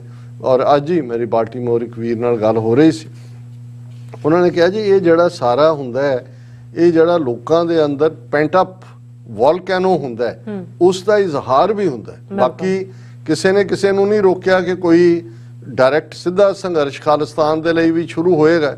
ਏਜੰਸੀਆਂ ਤਾਂ ਸਮਝਦੀਆਂ ਨੇ ਵੀ ਗੱਲ ਉਧਰ ਨੂੰ ਜਾ ਰਹੀ ਹੈ, ਤੇ ਜੇ ਆਪਣਿਆਂ ਨੂੰ ਇਹ ਲੱਗਣ ਲੱਗ ਜਾਏ ਕਿ ਜੀ ਇਹਦੇ ਚੋਂ ਏ ਦੀ ਚੜ੍ਹਤ ਨਾ ਹੋ ਜਾਏ, ਬੀ ਦੀ ਚੜ੍ਹਤ ਨਾ ਹੋ ਜਾਏ, ਤਾਂ ਫਿਰ ਤਾਂ ਇੱਦਾਂ ਦੇ ਲੋਕਾਂ ਬਾਰੇ ਤਾਂ ਇਹੀ ਕਹਿਣਾ ਬਣਦਾ ਹੈ ਕਿ ਭਾਈ ਜਿਹੜੀ कि भी फफोले जल उठे सीने की आग से, इस घर को आग लग गई घर के चिराग से। मुझे अपने ही चिराग जिहड़ा घर जिन्हें रोशनी देनी है वो साड़न ते आ जाए फिर तो वक्री गल है। पर असीं समझते हैं भी ये कौमी इंसाफ मोर्चा इस वेले सिख कौम की स्ट्रेंथ बन के उभर रहे। बिल्कुल डॉक्टर साहब, तुहाडा बहुत बहुत धन्नवाद। सो इत्थे लैणे ब्रेक। व्यूअर्स तुसीं किते नहीं जाना, मिलदे हां आफ्टर दिस शॉर्ट ब्रेक।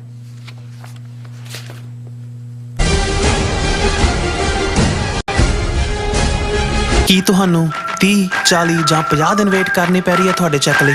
ਫਿਰ ਬ੍ਰੋਕਰਾਂ ਪਿੱਛੇ ਭੱਜਦੇ ਫਿਰਦੇ ਹੋ ਪੈਸੇ ਲਈ, ਬਹੁਤ ਜ਼ਿਆਦਾ ਟਾਈਮ ਵੇਸਟ ਹੋ ਜਾਂਦਾ ਇੱਦਾਂ ਤਾਂ। ਜੇ ਤੁਸੀਂ ਅੱਜ ਹੀ ਪੈਸੇ ਲੈਣੇ ਤਾਂ ਬੌਬਟੇਲ ਨੂੰ ਕਾਲ ਕਰੋ। ਬੌਬਟੇਲ ਤੁਹਾਡੀਆਂ ਇਨਵੌਇਸਸ ਸੇਮ ਡੇ ਫੰਡ ਕਰ ਸਕਦੇ ਹਨ for a small fee, no contract, no reserve and no hidden fees। ਅੱਜ ਹੀ ਕਾਲ ਕਰੋ ਬੌਬਟੇਲ ਨੂੰ ਤੇ ਤੁਹਾਡਾ ਪਹਿਲਾ ਮਹੀਨਾ ਫ੍ਰੀ। 410 204 2084। ਅਗੇਨ 410 204 2084। ਕੌਮੀ ਯੋਧੇ ਦੀਪ ਸਿੱਧੂ ਦੀ ਸਾਲਾਨਾ ਬਰਸੀ ਅਤੇ ਸਮੂਹ ਸ਼ਹੀਦਾਂ ਦੀ ਯਾਦ ਵਿੱਚ ਗੁਰਦੁਆਰਾ ਸਾਹਿਬ ਰਿਵਰਸਾਈਡ ਲਾਸ ਐਂਜਲਸ ਕੈਲੀਫੋਰਨੀਆ ਵਿਖੇ 19 ਫਰਵਰੀ 2023 ਦਿਨ ਐਤਵਾਰ ਨੂੰ ਸ਼ਹੀਦੀ ਸਮਾਗਮ ਕਰਵਾਇਆ ਜਾ ਰਿਹਾ ਹੈ। ਖਾਲਿਸਤਾਨ ਅਫੇਅਰਸ ਸੈਂਟਰ ਦੇ ਸੰਚਾਲਕ ਡਾਕਟਰ ਅਮਰਜੀਤ ਸਿੰਘ ਮੁੱਖ ਬੁਲਾਰੇ ਦੇ ਤੌਰ ਤੇ ਹਾਜ਼ਰੀ ਭਰਨਗੇ। ਗੁਰੂ ਘਰ ਕਮੇਟੀ, ਵਾਰਿਸ ਪੰਜਾਬ ਦੇ ਅਤੇ ਸਿੱਖ ਯੂਥ ਆਫ ਅਮਰੀਕਾ ਵੱਲੋਂ ਸਮੂਹ ਪੰਥ ਦਰਦੀਆਂ ਨੂੰ ਇਸ ਸ਼ਹੀਦੀ ਸਮਾਗਮ ਵਿੱਚ ਸ਼ਮੂਲੀਅਤ ਕਰਨ ਦੀ ਬੇਨਤੀ ਕੀਤੀ ਜਾਂਦੀ ਹੈ। ਵਧੇਰੇ ਜਾਣਕਾਰੀ ਲਈ ਤੁਸੀਂ ਹੇਠ ਦਿੱਤੇ ਨੰਬਰਾਂ ਤੇ ਸੰਪਰਕ ਕਰ ਸਕਦੇ ਹੋ।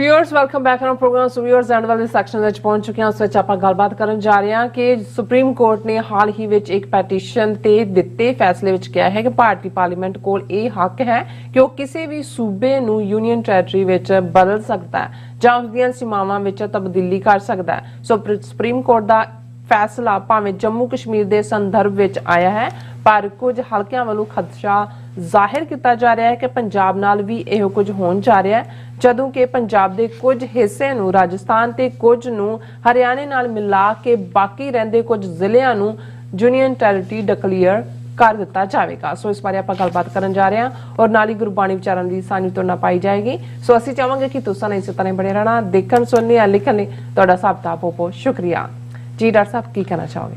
देखो कुछ महीने पहला सोशल मीडिया के उत्ते ये गल कुछ हल्कों वालों डिस्कस हो रही सी। हालां उन्होंने दिल्ली के अंदरून जां अंतरीव सोर्सिस का हवाला दिता सी कि ये देख रहे हैं कि भी पंजाब नूं जिहड़ा वो तोड़ भन दिता जाए। जिहड़े इधरले जिले ने पठानकोट, गुरदासपुर, इन्हां नूं ਜਿਹੜਾ ਉਹ ਜੰਮੂ ਨਾਲ ਜੋੜ ਦਿੱਤਾ ਜਾਏ, ਕਿਉਂਕਿ ਜੰਮੂ ਕਸ਼ਮੀਰ ਨੂੰ ਆਲਰੇਡੀ ਯੂਨੀਅਨ ਟੈਰੀਟਰੀ ਬਣਾਇਆ ਹੀ ਹੋਇਆ ਤੇ ਇਸ ਦੇ ਥੱਲੇ ਵੀ ਜੇ ਇਹਨਾਂ ਨੂੰ ਜੋੜ ਦਿੱਤਾ ਜਾਏ ਤੇ ਈਵਨ ਕਸ਼ਮੀਰ ਦੇ ਵਿੱਚ ਵੀ ਜੰਮੂ ਕਸ਼ਮੀਰ ਯੂਨੀਅਨ ਟੈਰੀਟਰੀ 'ਚ ਵੀ ਮੁਸਲਮਾਨ ਮਾਈਨੋਰਿਟੀ 'ਚ ਹੋ ਜਾਣਗੇ ਤੇ ਇਧਰੋਂ ਪੰਜਾਬ ਦਾ ਵੀ ਕੰਡਾ ਕੱਢਿਆ ਜਾਏਗਾ। ਫਿਰੋਜ਼ਪੁਰ, ਫਾਜ਼ਿਲਕਾ ਨੂੰ ਰਾਜਸਥਾਨ ਨਾਲ ਜੋੜ ਦਿੱਤਾ ਜਾਏ ਤੇ ਆ ਜਿਹੜੇ ਬਾਕੀ ਬਚੇ ਨੇ ਜਲੰਧਰ, ਲੁਧਿਆਣਾ, 2-4 ਜ਼ਿਲ੍ਹੇ, ਇਹਨਾਂ ਨੂੰ ਯੂਨੀਅਨ ਟੈਰੀਟਰੀ ਬਣਾ ਕੇ ਪੰਜਾਬ ਰਹਿਣ ਦਿੱਤਾ ਜਾਏ। ਅੱਛਾ। ਔਰ ਉਦੋਂ ਵੀ ਸਾਨੂੰ ਕਿਸੇ ਖਾਸ ਨੇ ਕਿਹਾ ਵੀ ਕਿ ਇਸ ਨੂੰ ਤੁਸੀਂ ਡਿਸਕਸ ਕਰੋ ਤੇ ਮੈਂ ਕਿਹਾ ਜੀ ਵੀ ਇਹ ਨਹੀਂ ਹੈ ਵੀ ਇਹ ਮੈਂ ਕਰ ਨਹੀਂ ਸਕਦੇ, ਪਰ ਜਦੋਂ ਤੱਕ ਕੋਈ ਇਸ ਕਿਸਮ ਦੀ ਗੱਲ ਨਜ਼ਰ ਨਹੀਂ ਆਉਂਦੀ ਉਦੋਂ ਤੱਕ ਬਹੁਤ ਵਾਰ ਫਿਰ ਇਹੀ ਹੋਏਗਾ ਵੀ ਤੁਸੀਂ ਜਿਹੜਾ ਪੈਰਾਨੋਇਡ ਹੋ।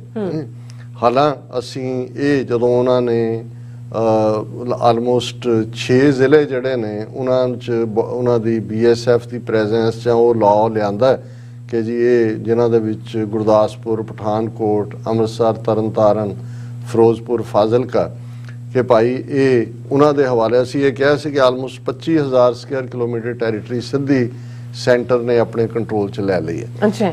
ਹੁਣ ਅੱਜ ਜਦੋਂ ਇਹ ਮੈਂ ਖਬਰ ਦੇਖੀ, ਹਾਲਾਂ ਇਹ ਤਾਂ ਸਾਨੂੰ ਨਜ਼ਰ ਆ ਰਿਹਾ ਵੀ ਜੰਮੂ ਕਸ਼ਮੀਰ 'ਚ ਉਹਨਾਂ ਨੇ ਕਿਵੇਂ ਇਕੱਲਾ ਇਹੀ ਨਹੀਂ ਕਿ ਉਹਨਾਂ ਦਾ ਸੂਬੇ ਦਾ ਸਟੇਟਸ ਤੋੜਿਆ ਹੈ, ਫਿਰ 3 ਡਰਟੀ ਡੀਜ਼ ਜਿਵੇਂ ਡੀਲਿਮਿਟੇਸ਼ਨ, ਰੀਡਿਸਟ੍ਰਿਕਟਿੰਗ ਔਰ ਇਲੈਕਸ਼ਨ ਕਮਿਸ਼ਨ ਬਣਾ ਕੇ ਉਹਨਾਂ ਨੇ ਜੰਮੂ ਰੀਜਨ ਦੀਆਂ ਸੀਟਾਂ ਵਧਾ ਦਿੱਤੀਆਂ, ਕਸ਼ਮੀਰ ਦੀਆਂ ਘਟਾ ਦਿੱਤੀਆਂ ਔਰ ਚੋਣਾਂ ਕਰਵਾਉਣ ਤੋਂ ਪਹਿਲਾਂ ਉਹ ਇਸ ਗੱਲ ਨੂੰ ਯਕੀਨੀ ਬਣਾਉਣਗੇ ਔਰ ਉਹਨਾਂ 'ਚ ਵੀ ਅੱਗੋਂ ਫੁੱਟ ਪਾਈ ਹੈ ਗੁੱਜਰਾਂ ਦਾ ਕਬੀਲਾ ਜਾਂ ਉਹ ਕੀ ਹੋਰ ਉਹਨਾਂ ਦਾ ਹੈ ਜਿਨ੍ਹਾਂ ਨੂੰ ਉਹਨਾਂ ਨੇ ਖਾਸ ਦਰਜਾ ਦਿੱਤਾ ਜਿਹੜਾ ਪਹਿਲਾਂ ਨਹੀਂ ਸੀ।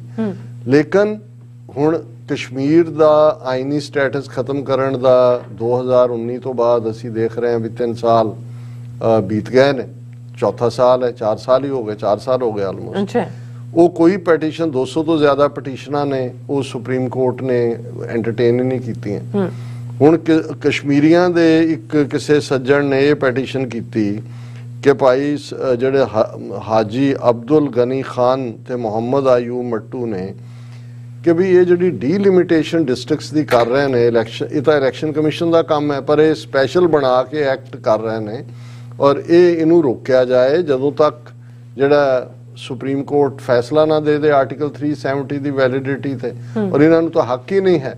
ਹੁਣ ਸੁਪਰੀਮ ਕੋਰਟ ਨੇ ਇਸ ਦੇ ਉੱਤੇ ਬੀਤੇ ਕੱਲ ਤਾਂ ਇਹ ਆਇਆ, supreme court dismisses petition challenging validity of delimitation exercise in Jammu and Kashmir, ਕਿ ਉਹਨਾਂ ਨੇ ਉਹ ਜਿਹੜੀ ਪੈਟੀਸ਼ਨ ਸੀ ਉਹ ਖਾਰਜ ਕਰ ਦਿੱਤੀ।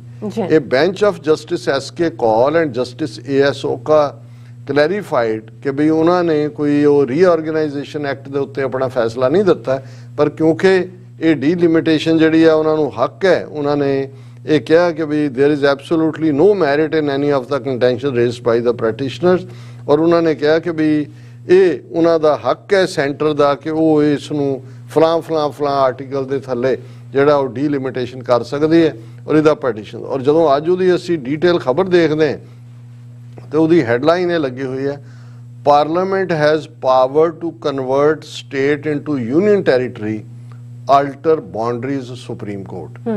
ਹੁਣ supreme court bench led by Justice Sanjay Kishan Kaul had on Monday dismissed a petition ਉਸ ਦੇ ਥੱਲੇ। ਫਿਰ ਉਹਨਾਂ ਨੇ ਕਿਹਾ ਕਿ by the same law a provision can be made as to representation in the parliament and the legislation of the union territory created by such law। ਹੁਣ ਇਹ ਸੁਪਰੀਮ ਕੋਰਟ ਆਪਣੇ ਡਿਸੀਜਨ 'ਚ ਕਹਿੰਦਾ ਹੈ ਕਿ ਇਹ ਪਾਰਲੀਮੈਂਟ ਦੇ ਕੋਲ ਹੱਕ ਹੈ ਕਿ ਉਹ ਕਿਸੇ ਸਟੇਟ ਨੂੰ ਯੂਨੀਅਨ ਟੈਰੀਟਰੀ ਬਣਾ ਦੇ ਔਰ ਉਸ ਦੀਆਂ ਬਾਉਂਡਰੀਜ਼ ਬਦਲ ਦੇ। ਔਰ ਇਹ ਫਿਰ ਉਹਨੇ ਕਿਹਾ ਕਿ ਉਹਨੇ ਕੰਜੁਆਇੰਟ reading of article 3, 4 and 239A the court found that parliament by making a law can convert an existing state into one or more union territories, the top court said।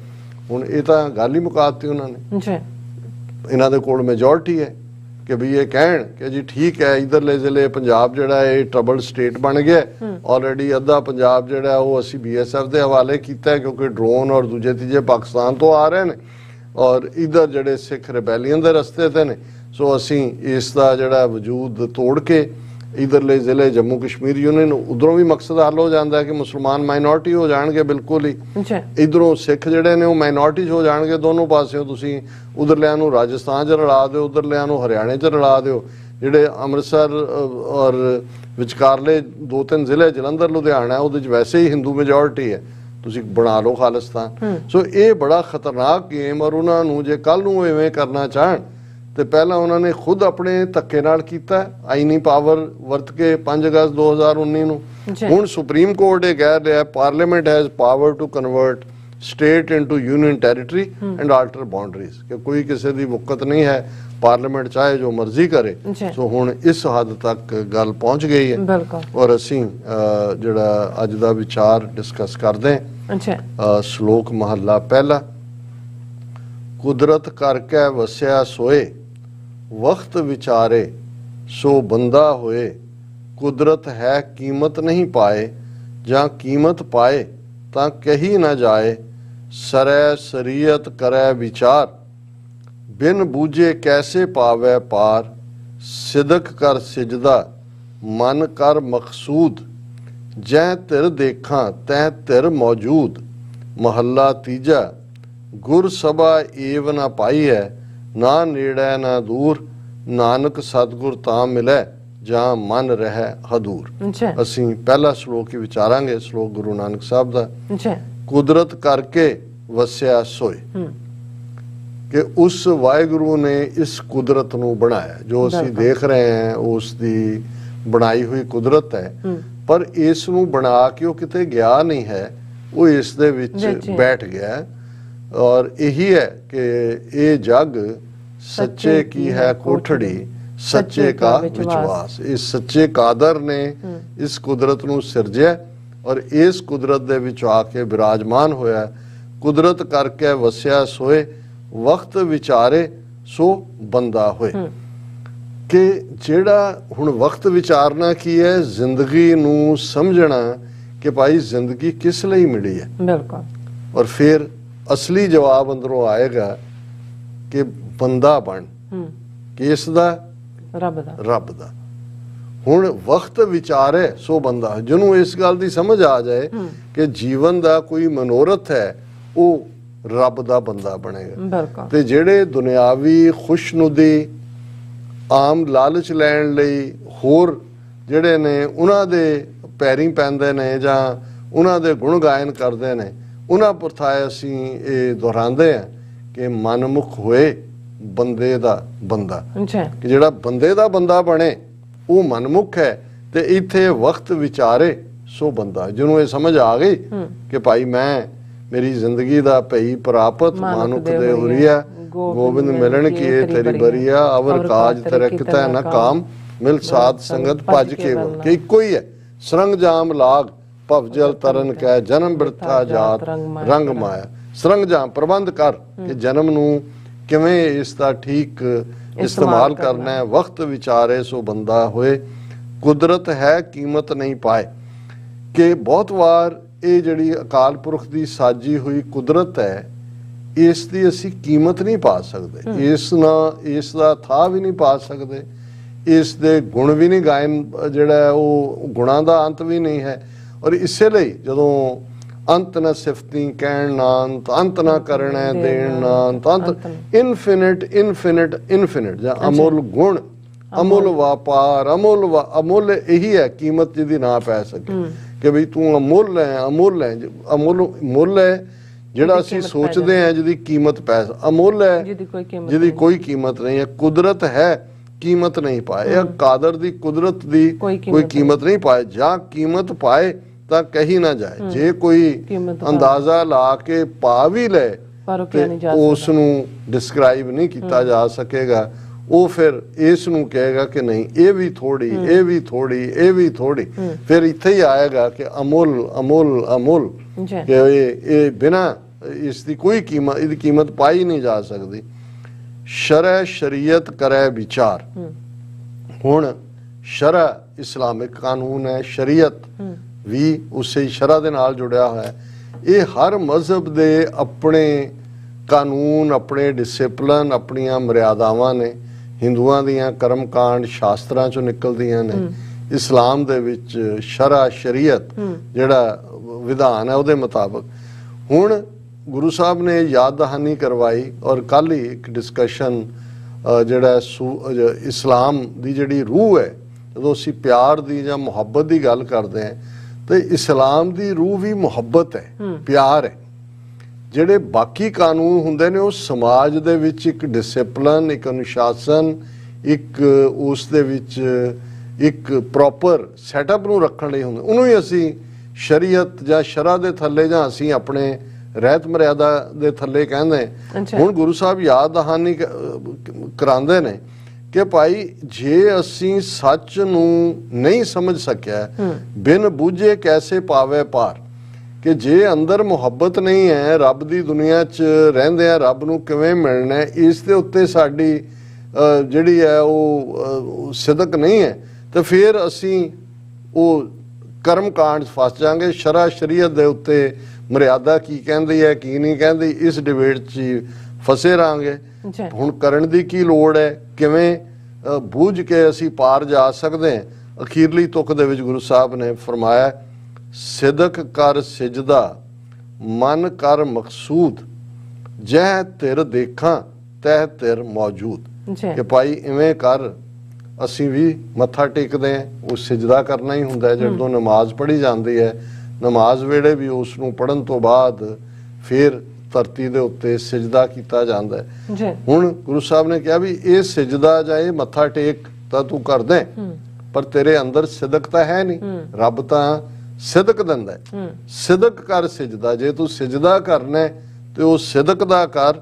ਮਨ ਕਰ ਮਕਸੂਦ, ਮਕਸੂਦ ਹੈ ਕਿ ਆਪਣੇ ਮਨ ਨੂੰ ਜਿੱਤਣਾ। ਮਨ ਜੀਤਾ ਜਗ ਜੀਤ, ਕਿ ਆਪਣੇ ਮਨ ਨੂੰ ਜਿੱਤ, ਤਾਂ ਕਿ ਮਨ ਨੂੰ ਜ਼ਿੰਦਗੀ ਦਾ ਅਸਲ ਮਕਸਦ ਸਮਝ ਆ ਜਾਏ। ਜੈ ਤਿਰ ਦੇਖਾਂ ਤੈ ਤਿਰ ਮੌਜੂਦ। ਹੁਣ ਤਿਰ ਕੀ ਹੈ ਔਰ ਮਕਸਦ ਸਮਝ ਆਣਾ ਕੀ ਹੈ, ਕਿ ਜਿੱਧਰ ਮੈਂ ਦੇਖਾਂ ਉੱਥੇ ਤੂੰ ਹੈ, ਕਿ ਤੇਰੇ ਬਿਨਾ ਹੋਰ ਕੁਝ ਵੀ ਨਹੀਂ। ਤੇ ਜਦੋਂ ਇਹ ਸਮਝ ਆ ਗਈ, ਫਿਰ ਨਫ਼ਰਤ ਕਿਹਦੇ ਨਾਲ, ਧੱਕਾ ਕਿਹਦੇ ਨਾਲ, ਈਰਖਾ ਕਿਹਦੇ ਨਾਲ। ਜੇ ਅਸੀਂ ਦੁਨਿਆਵੀ ਵੈਲੈਂਟਾਈਨ ਡੇ ਦੀ ਗੱਲ ਕੀਤੀ, ਹੁਣ ਗੱਲ ਤਾਂ ਇਹੀ ਸੀ ਕਿ ਜਿਹੜੇ ਇਸ਼ਕ ਹਕੀਕੀ ਦੇ ਰੰਗ ਵਿੱਚ ਰੰਗੇ ਜਾਂਦੇ ਨੇ, ਉਹਨਾਂ ਨੂੰ ਜੋ ਗੁਰੂ ਸਾਹਿਬ ਨੇ ਯਾਦ ਆਣੇ, ਜੈ ਤਿਰ ਦੇਖਾਂ ਤੈ ਤਿਰ ਮੌਜੂਦ, ਕਿ ਮੈਂ ਜਿਹੜੇ ਪਾਸੇ ਦੇਖਦਾ ਮੈਨੂੰ ਤਾਂ ਤੂੰ ਹੀ ਮੌਜੂਦ ਨਜ਼ਰ ਆਉਂਦਾ ਹੈ। ਬਿਲਕੁਲ। ਜਿਵੇਂ ਭਾਈ ਕਨਈਆ ਜੀ, ਜਦੋਂ ਉਹਨਾਂ ਦੀ ਸ਼ਿਕਾਇਤ ਹੁੰਦੀ ਹੈ ਕਿ ਜੀ ਆਪਣਿਆਂ ਨੂੰ ਵੀ ਬੇਗਾਨਿਆਂ ਨੂੰ ਵੀ ਸਭ ਨੂੰ ਪਾਣੀ ਪਿਆ ਰਹੇ ਨੇ, ਦੁਸ਼ਮਣ ਨੂੰ ਵੀ, ਤੇ ਭਾਈ ਵੀਰ ਸਿੰਘ ਉਹਨਾਂ ਦੀ ਬੜੀ ਖੂਬਸੂਰਤ ਲਾਈਨ ਹੈ ਕਿ ਤੈਨੂੰ ਪਿਆ ਪਿਲਾਵਾਂ ਪਾਣੀ ਮੇਰੇ ਦਿਲ ਦੇ ਸਾਈਂ, ਕਿ ਮੈਨੂੰ ਤਾਂ ਤੇਰੇ ਬਿਨਾ ਕੋਈ ਨਜ਼ਰ ਹੀ ਨਹੀਂ ਆਉਂਦਾ, ਮੈਂ ਤੈਨੂੰ ਹੀ ਪਾਣੀ ਪਿਆਉਂਦਾ। ਔਰ ਅਸੀਂ ਜਦੋਂ ਇਹ ਸ਼ਬਦ ਪੜ੍ਹਦੇ ਹਾਂ, ਬਿਸਰ ਗਈ ਸਭ ਤਾਤ ਪਰਾਈ, ਜਬ ਤੇ ਸਾਧ ਸੰਗਤ ਮੋਏ ਪਾਈ, ਨਾ ਕੋ ਵੈਰੀ ਨਹੀਂ ਬੇਗਾਨਾ, ਸਗਲ ਸੰਗ ਹਮ ਕੋ ਬਨ ਆਈ। ਇਸ ਦੇ ਨਾਲ ਹੀ ਅਸੀਂ ਅੱਜ ਦੇ ਪ੍ਰੋਗਰਾਮ ਨੂੰ, ਕਿ ਭਾਈ ਇਹੀ ਇਸ਼ਕ ਹਕੀਕੀ ਹੈ, ਇਹੀ ਰੂਹਾਨੀਅਤ ਹੈ, ਇਹੀ ਸਾਡਾ ਆਦਰਸ਼ ਜੀਵਨ ਹੈ, ਜਿੱਥੇ ਅਸੀਂ ਕਿਸੇ ਨੂੰ ਨਫ਼ਰਤ ਨਾ ਕਰੀਏ, ਕਿਸੇ ਦੇ ਹੱਕ ਨਾ ਖੋਈਏ, ਕਿਸੇ ਦੇ ਹੱਕ ਨਾ ਮਾਰੀਏ। ਈਰਖਾ ਦੇ ਲਈ, ਨਫ਼ਰਤ ਦੇ ਲਈ, ਦੋਜਾਗੀ ਦੇ ਲਈ ਇਹ ਰੱਬ ਨੇ ਅੱਡ-ਅੱਡ ਲੋਕ ਬਣਾਏ, ਉਹਨਾਂ ਦੀਆਂ ਅੱਡ-ਅੱਡ ਕੀਤੀਆਂ ਖਾਣੀ, ਕੀਤੀਆਂ ਬਾਣੀ, ਕਿ ਕਿੰਨੀਆਂ ਫਾਰਮਸ ਆਫ ਲਾਈਫ ਨੇ, ਕਿੰਨੀਆਂ ਲੈਂਗੁਏਜਸ ਨੇ, ਕਿੰਨੀਆਂ ਆਵਾਜ਼ਾਂ ਨੇ। ਕੀਤੇ ਪਾਤ ਨਰਿੰਦ, ਕੀਤੀਆ ਸੁਰਤੀ ਸੇਵਕ ਕੀਤੇ, ਨਾਨਕ ਅੰਤ ਨਾਮ। ਜੀ ਡਾਕਟਰ ਸਾਹਿਬ, ਤੁਹਾਡਾ ਬਹੁਤ ਬਹੁਤ ਸ਼ੁਕਰੀਆ। ਤੁਸੀਂ ਅੱਜ ਦੇ ਅਹਿਮ ਇਸ਼ੂ ਤੇ ਅੱਜ ਦਾ ਵਿਚਾਰ ਸਾਡੇ ਦਰਸ਼ਕਾਂ ਨਾਲ ਸਾਂਝਾ ਕੀਤਾ। ਸੁਰਤ ਆਪਣੇ ਵਿਊਅਰਸ ਕੋਲ ਨੇ ਇਜਾਜ਼ਤ। ਵਿਊਅਰਸ, ਸਾਡੇ ਪ੍ਰੋਗਰਾਮ ਦਾ ਸਮਾਂ ਇੱਥੇ ਸਮਾਪਤ ਹੁੰਦਾ। ਤੁਸੀਂ ਆਪਣੀ ਰਾਏ ਤੇ ਸੁਝਾਅ ਸਾਨੂੰ ਭੇਜਣਾ ਭੁੱਲਣਾ ਸਾਡੇ ਇਸ ਪਤੇ ਤੇ sos@tv84.tv ਤੇ ਅਸੀਂ ਆਪਣਾ ਪ੍ਰੋਗਰਾਮ ਲੈ ਕੇ ਫਿਰ ਦੁਬਾਰਾ ਤੁਹਾਡੇ ਰੂਬਰੂ ਹੋਵਾਂਗੇ। ਤਦ ਤੱਕ ਲਈ ਮੈਨੂੰ ਤੇ ਆਪਣਾ ਸੁਣਾ ਗਿਆ ਦੋ। ਦੇਖਦੇ ਰਹੋ TV84। ਬੁਲਾ ਦਿਓ ਫਤਿਹ। ਵਾਹਿਗੁਰੂ ਜੀ ਕਾ ਖਾਲਸਾ, ਵਾਹਿਗੁਰੂ ਜੀ ਕੀ ਫਤਿਹ। ਰੱਬ ਰਾਖਾ।